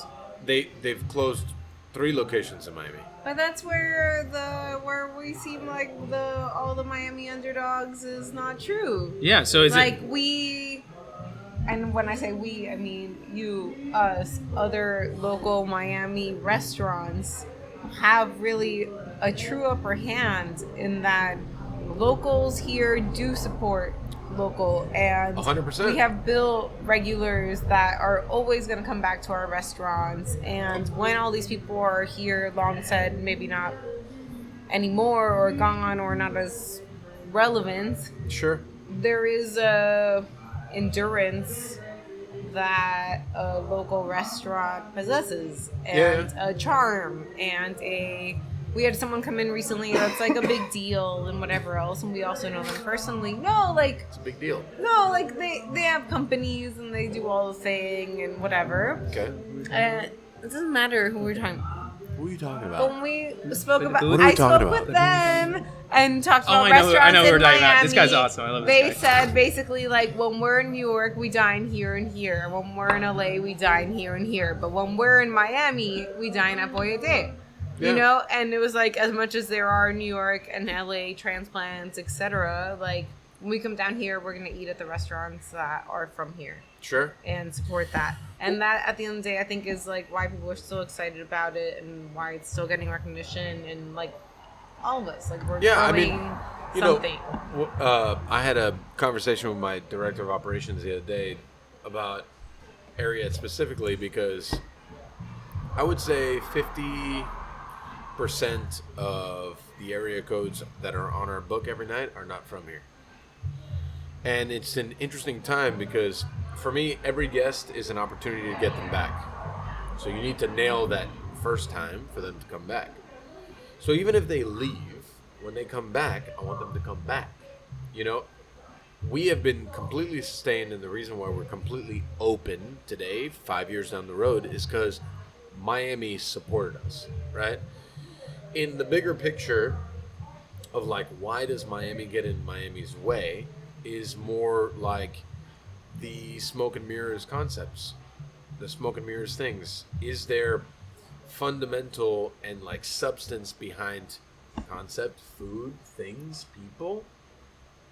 Boy, You're talking like Barton G, Smoke and Mirrors kind of thing? there's or so no? many names I would like to name, but since we're not going to go down that road, but I'm we not also gonna go gotta That's like throw- literal smoking. But we gotta throw diners in there too. Yes. That's not. Like, What do you mean? Like There's smoke and mirrors concepts, but there's also diners that very much feed into Yeah. the thing. distraction from actual substance. And Yeah, but that's what I mean by Miami getting in Miami's way. You know, like, it doesn't matter how many times you've been on the top of, like, the Eater's Top 10, whatever, napkin folds or whatever you want to call it. It's like, if you actually understand... I'm just saying. I would really like to make that list. Like, I would love to go. I would love to do that list too. yeah. I actually once wanted to do a top 10 list of top 10 best four-way stop signs in Miami and see if we could find that. This is based on what exactly? Nothing. most Totally whatever the accidents. fuck I wanted. It's not like a or red. It's not like whatever, a, or whatever Like community a paid me train the most to say that their four-way You call stop it was the something best. different. yeah, we call this the ball tickler. Yeah, it's the ball tickler. Yeah. That's- the, It's Nick's ball tickler. it looks like a tarantula. Oh, frankly. the bottom of it. Yeah, no. I mean, all of it. It's the ball. It's the ball. Yeah, these guys focus on the top. It can still be a tarantula and a ball tickler. It could. Why not both? Right? Why not both? I love it. Yeah, it could just crawl on over there and take care of Who business. says you can't know? have it all? Soon this podcast will be featured on StarChefs with 3 rising star chefs of Miami. Talking tarantulas and ball Star fans ticklers. only. Brought to you That's by the OnlyFans, Pleasure not Chest. Star That's fans. It's Hollywood. OnlyFans. I'll make sure to isolate this clip and send it straight to them. That's right. Send it to Will directly. He's just gonna take us right out of whatever the gala is. You're just gonna play it at the gala. Yeah. Just be like, since your mentors didn't come, so we're just gonna play this for Your you. mentor. Norman. Oh, Yeah. is he coming?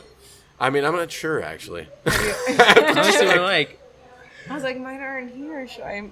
Yeah. It's a weird time. Yeah. Yeah. Things are weird. and mentor is like a really old school kind of concept, isn't it? Should we have a shot in their name? Yeah.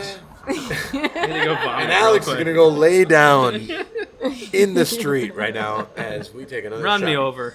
No, but is mentor a passe name? No, it's not. It's not. No. No. It's come a long way. Where you used to work for the same person for 5 years. You know, I mean, I worked for John and Vinny for 3 years. So if I had a mentor, it was them. Right. I worked for Daniel Hume for 3 years, but he wasn't my mentor because I didn't really see him that often. What? Yeah, believe it or not. And but then the guys running it on the day to day, Abram Bissell in New York at Nomad, or Chris Flint for all his intensity, was also learned Colorfulness. I like that word. Fuck. Another Florida man.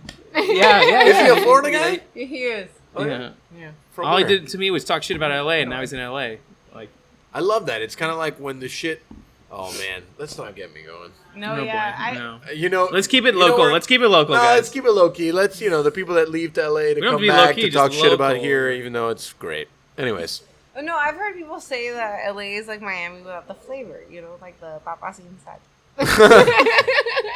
I'll tell you that. I don't wait. agree with that necessarily. I don't. Is this I turning don't. into? I don't. No, No, no, I- no, no. I have no, to no, say we're that- trying to stay together, guys. No, I've we're had good. some of the best meals of my life have been in LA. I was so surprised when I moved there. I couldn't understand the dining culture after having worked in New York for so long because it's so different. It's so different what people put emphasis on and priority on and recognition, etc. And then after just giving it a chance and just eating, wow. Like, Emphasis not on service, basically, is what. Okay, fine. Service not the best. New York service is a million times better than Miami and LA. Let's be honest. You're good. I'm good. All right. Pero por lo menos la otra.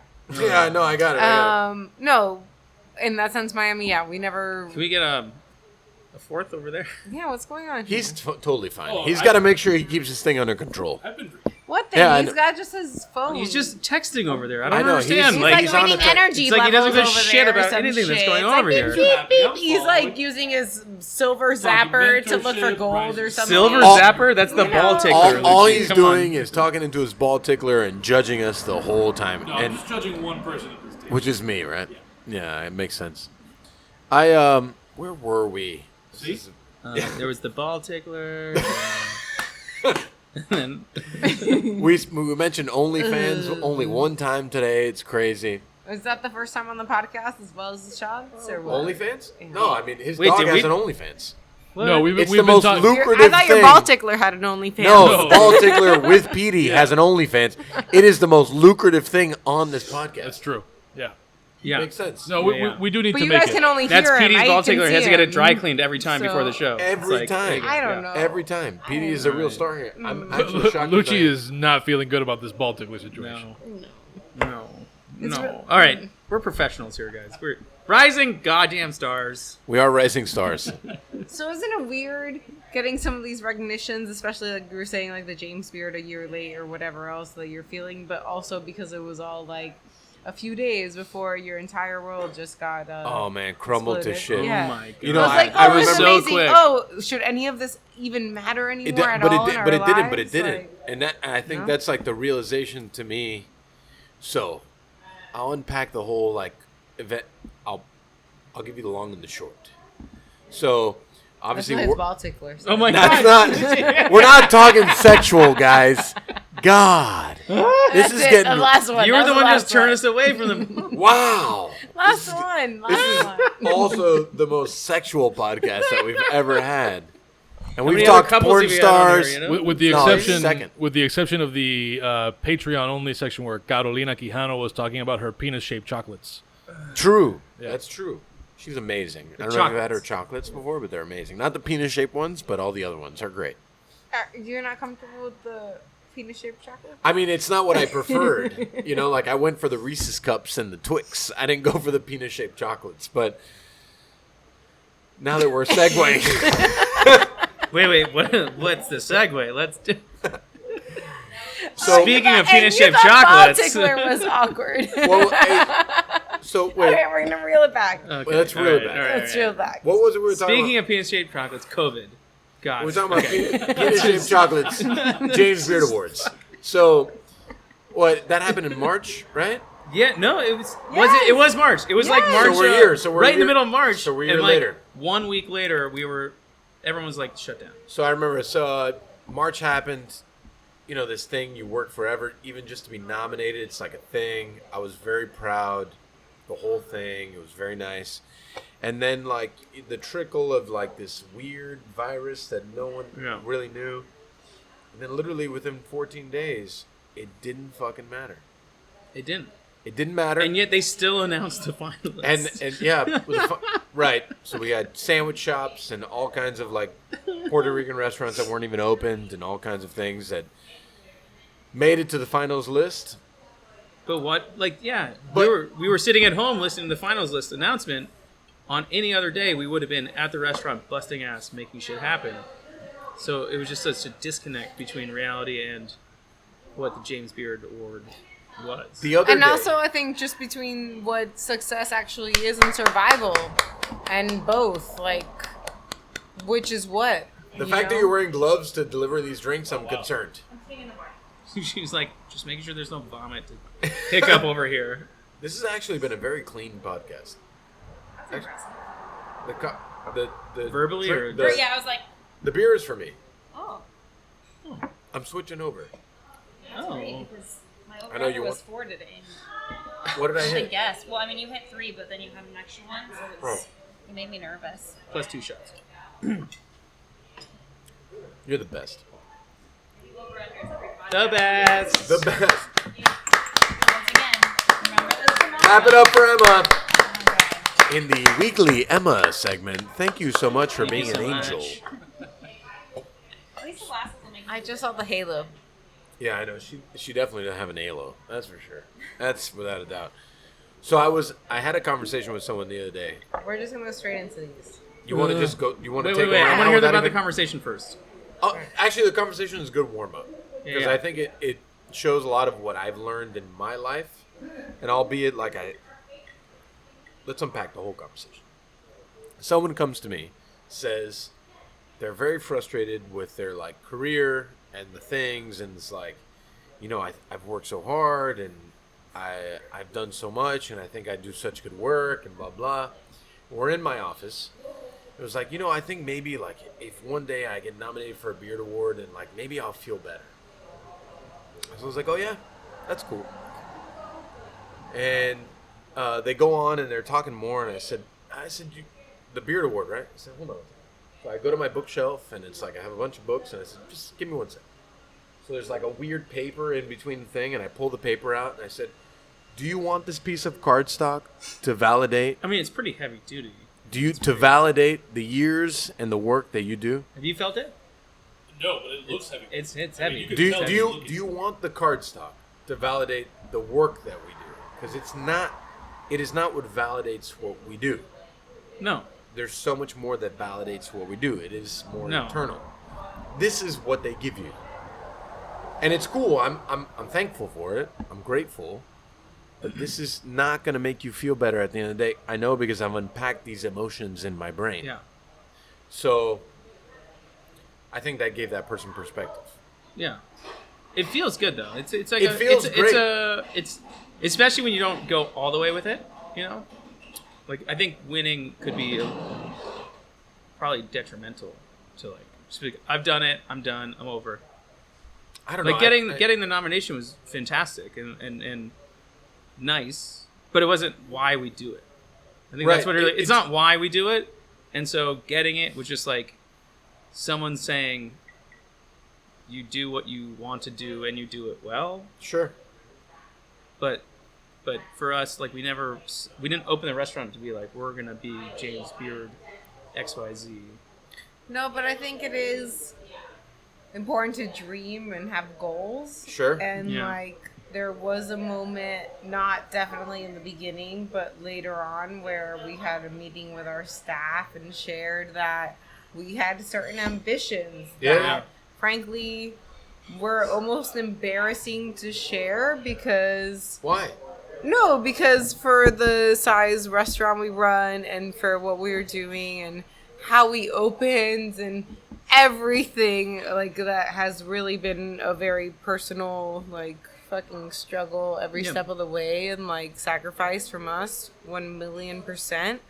Was like, we have dreams of certain things, but you guys might all look at this as, like, this tiny, half-assed, built by the fucking owner's restaurant that why the fuck would you think that you guys could achieve a certain level or recognition? Like, for us, it was almost like something secretly we think and strived for and never wanted to talk about.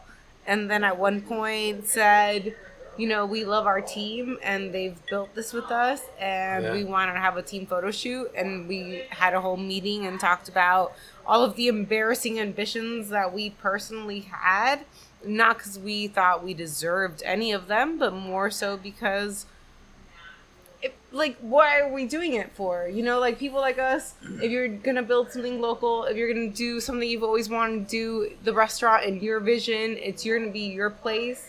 Why are you doing it? So that people can think that this very unique, not corporate, everything else vision and menu and style and personability or whatever it is like awesome.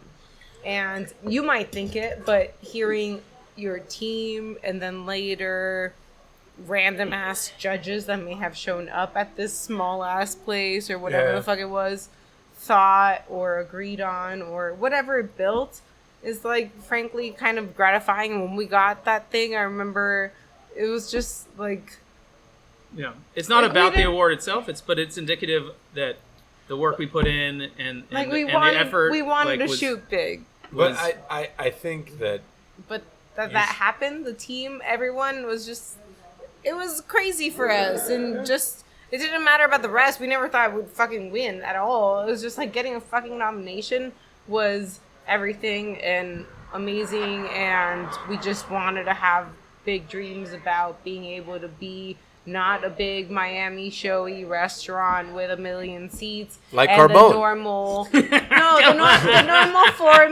the normal formula for what succeeds here. Komodo. But doing it our way, frankly, just doing it our way of what we wanted to eat at. Yeah. That being recognized as worthwhile. And that was great. Because it's like, we're simple fucking people. We like to eat well, but we're chill. Like, we work a lot. We don't have a lot of free time. We like to just have a nice experience and enjoy ourselves. Have good food. Have good drink. Whatever it is. But besides that, it's like, there's not enough time for all this other bullshit. And most of it's uncomfortable. And especially in COVID time, it's like, frankly, you know, like, no. I know. Interesting times. No. Yeah, like, but no. I think something I learned in like my adult life, which has been very short because I haven't been an adult for much more than like 18 months. But like, you know, and this sounds very hippie. I'm scared to say it. You have a goatee and a ponytail, so I'm What gonna does that say mean? that hippie should be right up your alley. Oh, that is We've established on this podcast that what he has is a Miami mullet. That's accurate. Oh, That's boy. accurate.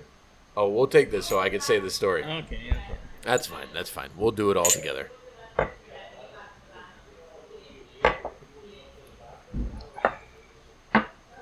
What you want in life, you project out into the world, and hopefully that it'll come back, right?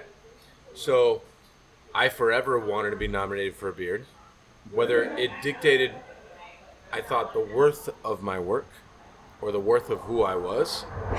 If it happened, it happened. If it didn't, it didn't. It wasn't going to dictate that. Would I be very happy for it? Yes. So I would say when I didn't get nominated the last round, it was actually the day I was putting on a complete vegetable dinner, which is very counterintuitive to the way that I cook.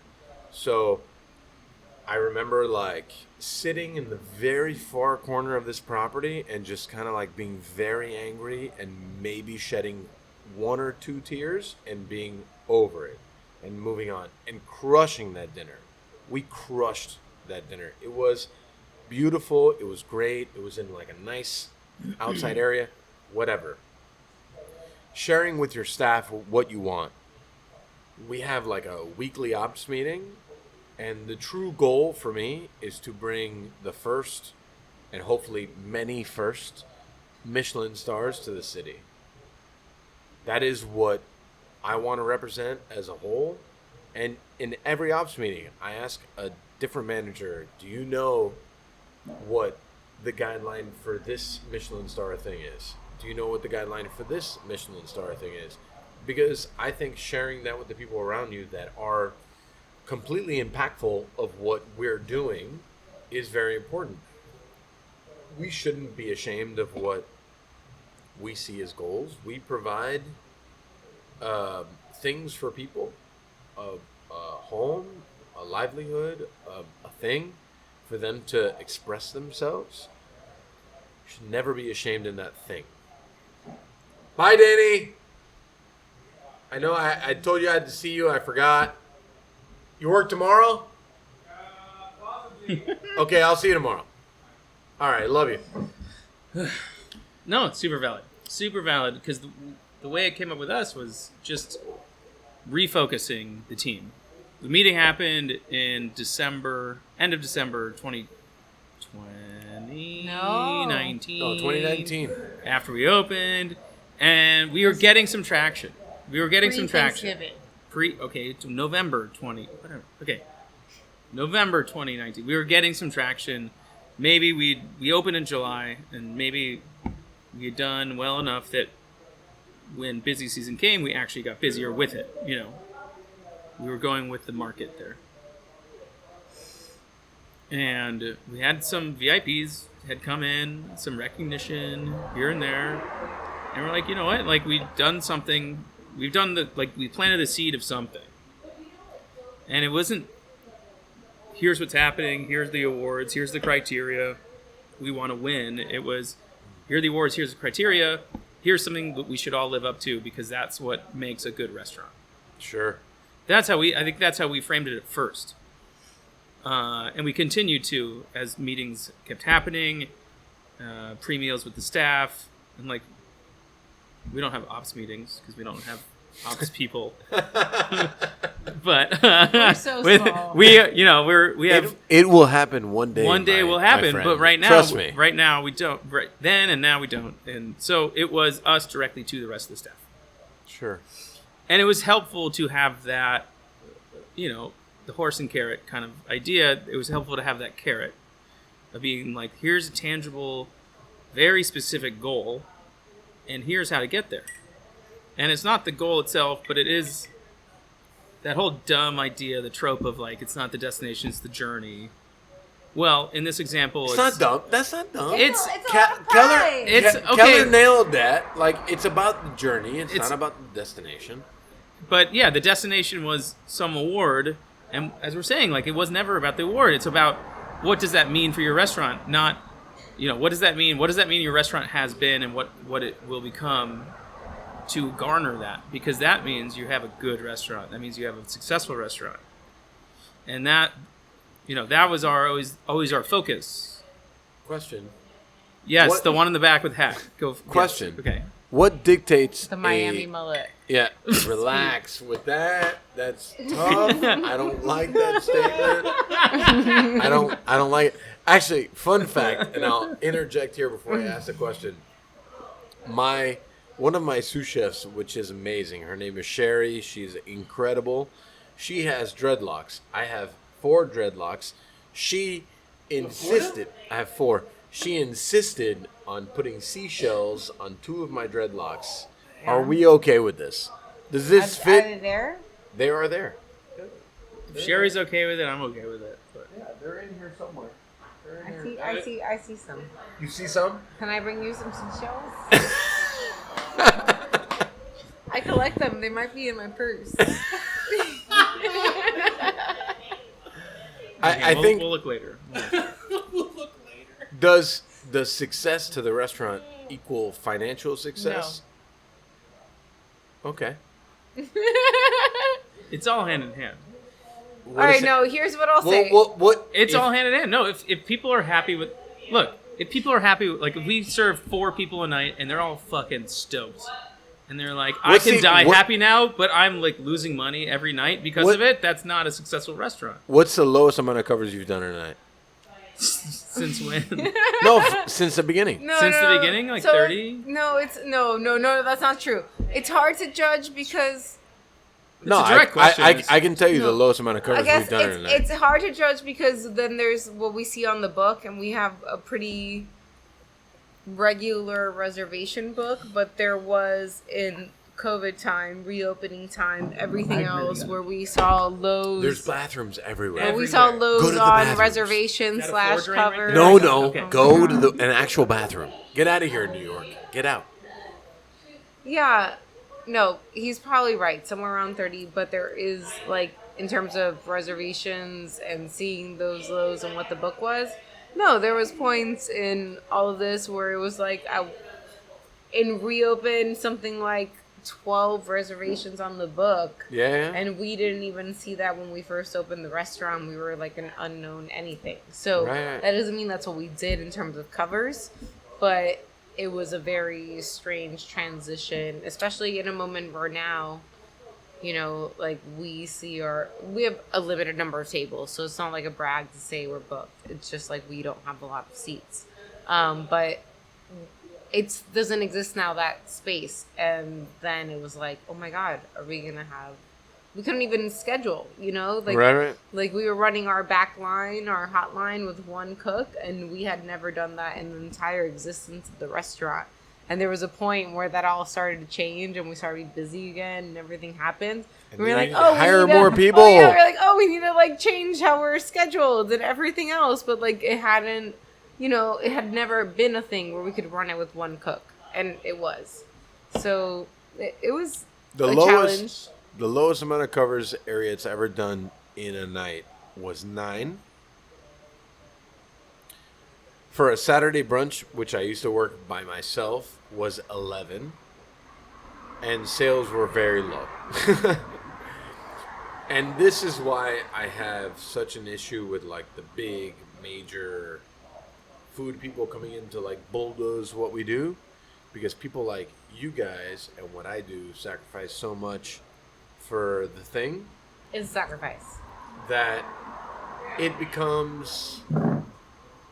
loses the essence. And this is why people ask me, where do I go to eat? I'll say you over the large amount of money that's stacked up in the corner 1,000,000 times over one. Albeit, I understand the thing.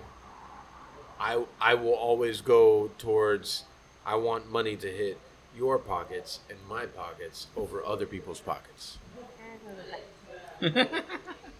Luci's turn.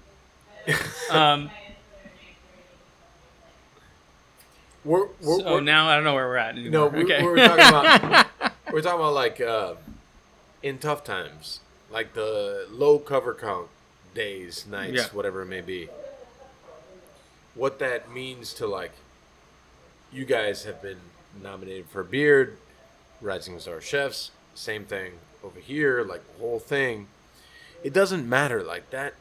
People think just because you have these awards and these accolades that you're winning. It doesn't mean you're winning. Like, I told her the lowest cover count night Ariette's ever done is 9, I believe I said. And then brunch was 11. And I used to work brunch Saturdays by myself. So I remember it vividly. Yeah. I also remember the day that we did 67. And I was by myself on the line. So it was a very different experience. But both pretty bad. It was pretty bad. I don't want to unhatch that whole Okay, whole yeah, we thing. don't have to do... But how do you feel like you're doing 11 for brunch or 9 for dinner? Sure. Is that scary? Yeah, of course. I mean, you feel fear, but it's like people think because you have awards and whatever and accolades that you're successful. Yeah. It doesn't like the business model doesn't translate to dollars always. And this is what I mean. Like, do you conceptualize Boia Day as something that if you're financially stable, it's successful, or it's because you guys are winning to be successful? No, it just starts from the base. The foundation is just effort and for lack of a better term, talent, I guess, and like just persistence. And you know, we're not like arrogant people. I say talent, but I don't think we're like the best chefs around. But we've worked some really good places, and we work really hard. We work hard, long enough and hard enough to like make this shit work. That's the foundation. What follows are the people that come and pay for it. So the financials of it, and then if that sustains itself long enough, eventually, and you're doing it well enough, eventually, I guess the awards happen. But like Maybe. But nobody's doing 6 covers a night and then gets 6 covers a night in 20 seats, even on a small place, 20 seats. No one's doing 6 covers and getting James Beard Awards. You know, like the James Beard Awards follow the crowds a bit because there are enough educated diners in this country to like go to the good places. It's our dishwasher, Aubrey. Nice, yeah. He's amazing. Just providing the soundtrack. He is. Now that Luci's back, I'm actually going to go. Nick, you're going to have to guide the podcast. Nick, take it. No, I got to take a leak. This Why is don't we the all just go at the same traditional weekly. Pause it. Mike's got to take a leak. No, when you Podcast exit. when you come back, This is the quietest you've been in months. This What's leak happening? break Are is brought to you okay? by Aquapana. No, but this is fine. Are you okay? I'm very okay. Jeez. Your name's on the sandwich. He's like, I love it when you have 2 guests because I don't have to talk as much. Fuck. Dave! And now for parting recommendations, Dave Castro. Thank you so much, Dave. Was I supposed to bring 4 or 5? No, I'm not gonna do it. You're not gonna have one? No. You're gonna have No, one? no, no, Oh, no, Dave, no, you no, have one with us. Dale, bro, dale. Not going to waste. All right, all right. Salud. Cheers. Welcome. Thank you for your hospitality today. Yep. Killed it. All right. haven't had Jameson. Is it 4, 5? That's 5. 4, 5. 5 shots of Jameson here on Pongo Podcast.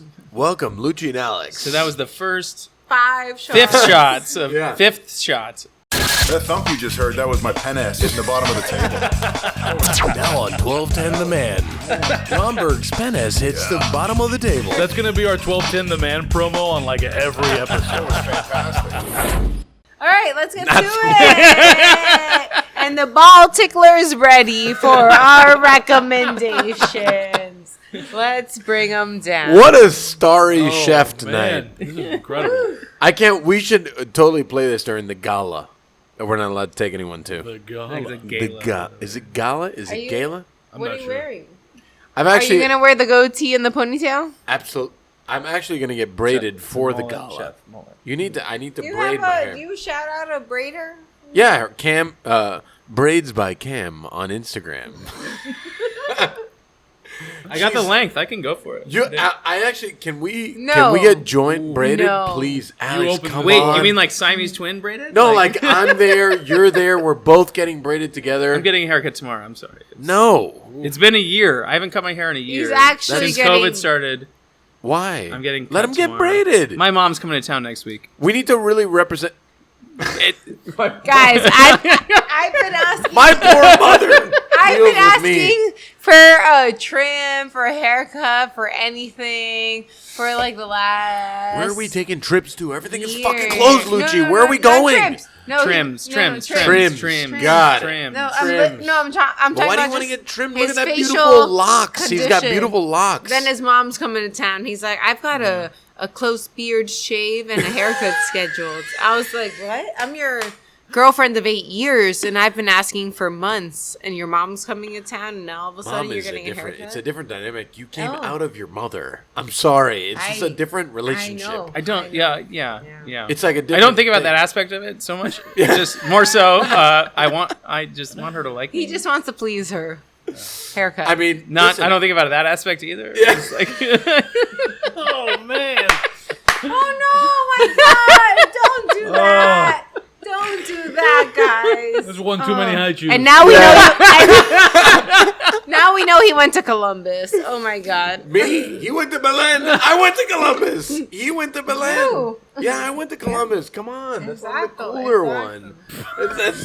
That's how it's supposed to be. I just want my mom to like me, guys. So every time I she gave comes up to on that town, years ago. I get a haircut. I get Yeah. a shave. That's You're lucky your mom lives on the West Coast, right? I haven't seen her in a year, Yeah, I mean, my mom. which is why I haven't got a sadly, haircut in a year. She sees me every week, and it's just like, "What are you doing to yourself?" I'm like, "Sorry, mom. I got a Miami mullet. Apparently, I'm sorry. This is what happens." All right, Moms Nick. are weird. Moms are weird. Moms are weird. Also a good title for this episode. What's the deal with moms? Look up at Maggie's Kitchen on Oh, Instagram. For all your totally black market catering needs. yeah. That's mom. that's She runs a kitchen out of her house. Oh, okay, I was worried about doing that. Don't I tell was the like, cops. Come on. I would never. I'm not a narc. Come on. any cop that listens to this podcast is probably a customer. We have of ours. several cops that listen to this podcast. I'm sure we do. Because they don't do anything, so they just stay on the road listening to podcasts. That's fascinating. We love the cops. Our license plate is HMN-E21. Please do not pull us over. Love you guys. Thank you so much. Cops, I Love your all. service. Appreciate it. Taxes for a reservation.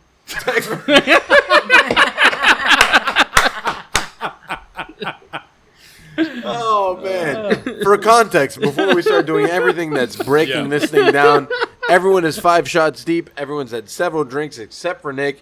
Nick, talking I've to your also tickler, had several drinks, but but this is Oh, 2 for you is light. right. no, I'm like on 3 or 4 here. But Come anyway, on. A spider monkey. What? The spider. the spider monkey. This is good. Spider monkey tickler. Go ahead. We're gonna do our wind down stuff. We're gonna start with our parting recommendations. All right. First prompt of the evening. Here That's we go. right. First structure we've had all day. Everybody recommends one or more things. It can be as many things as you want.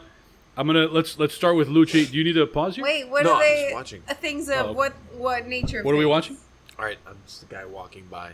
He looked very disheveled. One of my favorite things as a bar owner is to watch the very drunk people walk by and see how they could fall. Ah, It's one of my favorite things to do. Anyways, Yeah, We can start with yeah. well, if you want. It sounded Luci like you looks were like hesitant. she's ready to recommend. Are you ready, or do you want to start with Alex? Let's go. Oh, let's go. Let's do this. And now, welcome to the Thunderdome, recommending all the things by Luci. Whatever you want to recommend, as long as it's not yours. In Miami. Anywhere. It could be anywhere. It could It be does- a show. It could be a book. It could be a thing, randomly. Anything at all. I don't know, in the Bermuda Triangle. To It give could you be an whatever. idea of the breadth of things that other people have done before, we've had people recommend sandwiches that are made locally. We've had people recommend Netflix shows that they're watching. And our guest, it's good, Joaquin Gonzalez, recommended recommended jerking off with mayonnaise. Yeah, recommend that Yeah. if you must use a condiment for masturbation, you use mayonnaise. Yeah. So this is Not olive oil? That's No, surprising. Listen. he said mayonnaise. Warm olive oil. Yeah, but No. have you Warm actually- olive oil is actually- really the ancient Italian way. The Perfect. aromatics are perfect. But Heat actually, it up all right. Heat in it your up. hands Heat or it in But up. the actually, have you ever pot, made a grilled but cheese with mayonnaise, Mayonnaise? on the outside? No, have you ever made a roast chicken with mayonnaise? did you want to jerk off to your grilled cheese? I just don't know where that It depends recommendation how many is going. cheeses are in the No, grilled warm cheese. olive oil is definitely the way to go. All right, so now this is interesting. We've sparked a new debate. So that's your first recommendation: No, warm olive oil for no. masturbation. Anything else? I you gotta might say, wanna Larry has so much to Oh, do tomorrow. man. It's gonna be amazing. Larry, You should let Larry listen to earmuffs, this first. Larry. Yeah. I would love for this to be the one that blows up. Like everybody listens to this. No one's Chefs listening under to this. distress. We by don't. Eden. We Top don't. 10. Every Podcon podcast after is 5 shots minimum. Pressure's on. People are Right. training before the episodes. You know. Recommendations. I'm just gonna think about that. How I think about Miami. Okay.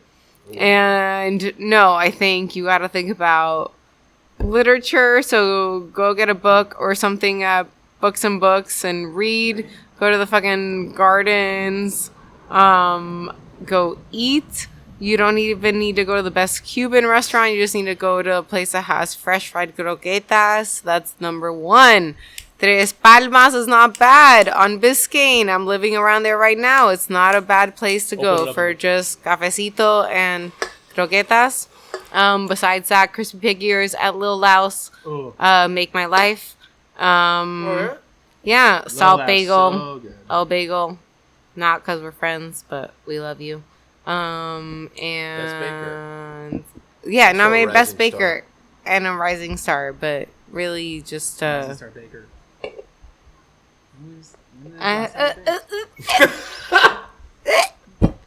my grandma. If you want to You're go, recommending your grandma? yeah.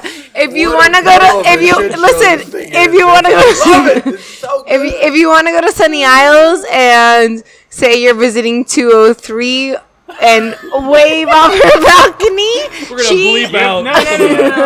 You No, can't no, go up. You no. can't go up. You gotta wave from the. No, you wave from the balcony downstairs. But she really gets a kick out of it, and she really appreciates even half attractive men.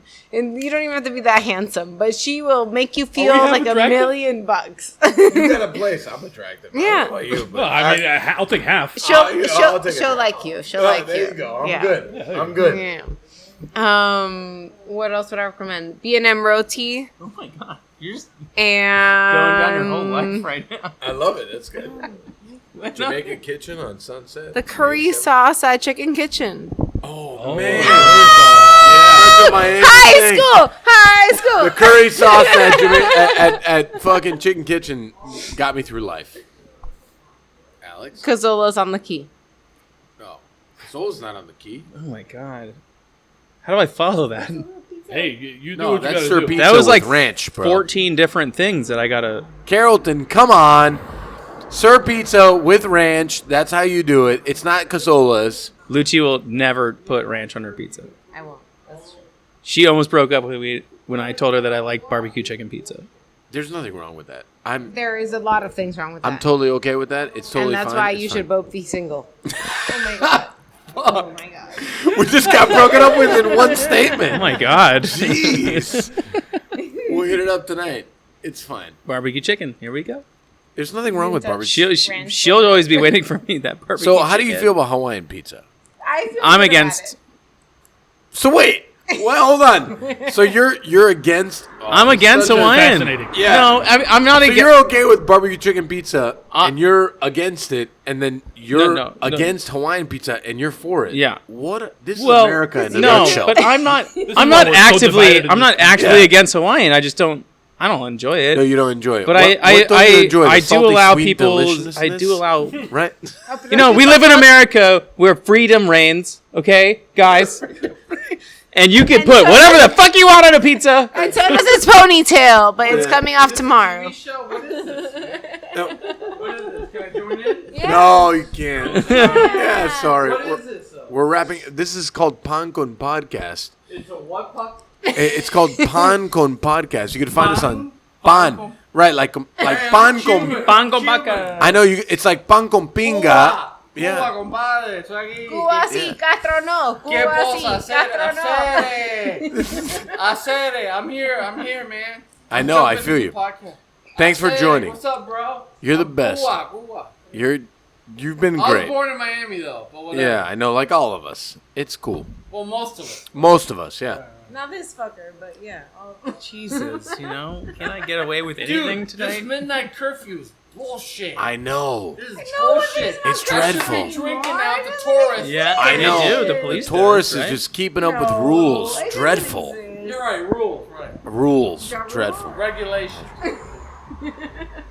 All right. Well, I think we found our end here, Nick. I think this is the first time in Pancom podcast history that not everyone's gotten their parting recommendations or their things in. Ladies and gentlemen, thanks for joining us here on Pancom Podcast. Did we make it past the intro? Jiménez is an asshole. Mayor of Miami-Dade County, fucking asshole idiot. Is he? Yeah, He's trust not- me on that one. I- That's guaranteed. Yeah, Catherine I Fernandez guarantee. Rundle. Catherine Fernandez Rundle, the attorney, Heigl. the district attorney, is a fucking scumbag, incompetent, Man. inept asshole idiot. Things knew? are Welcome happening. to Miami. I know, man. Bienvenue, Balticler.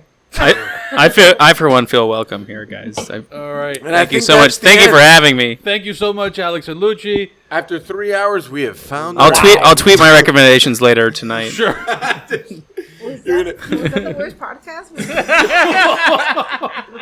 you've ever experienced?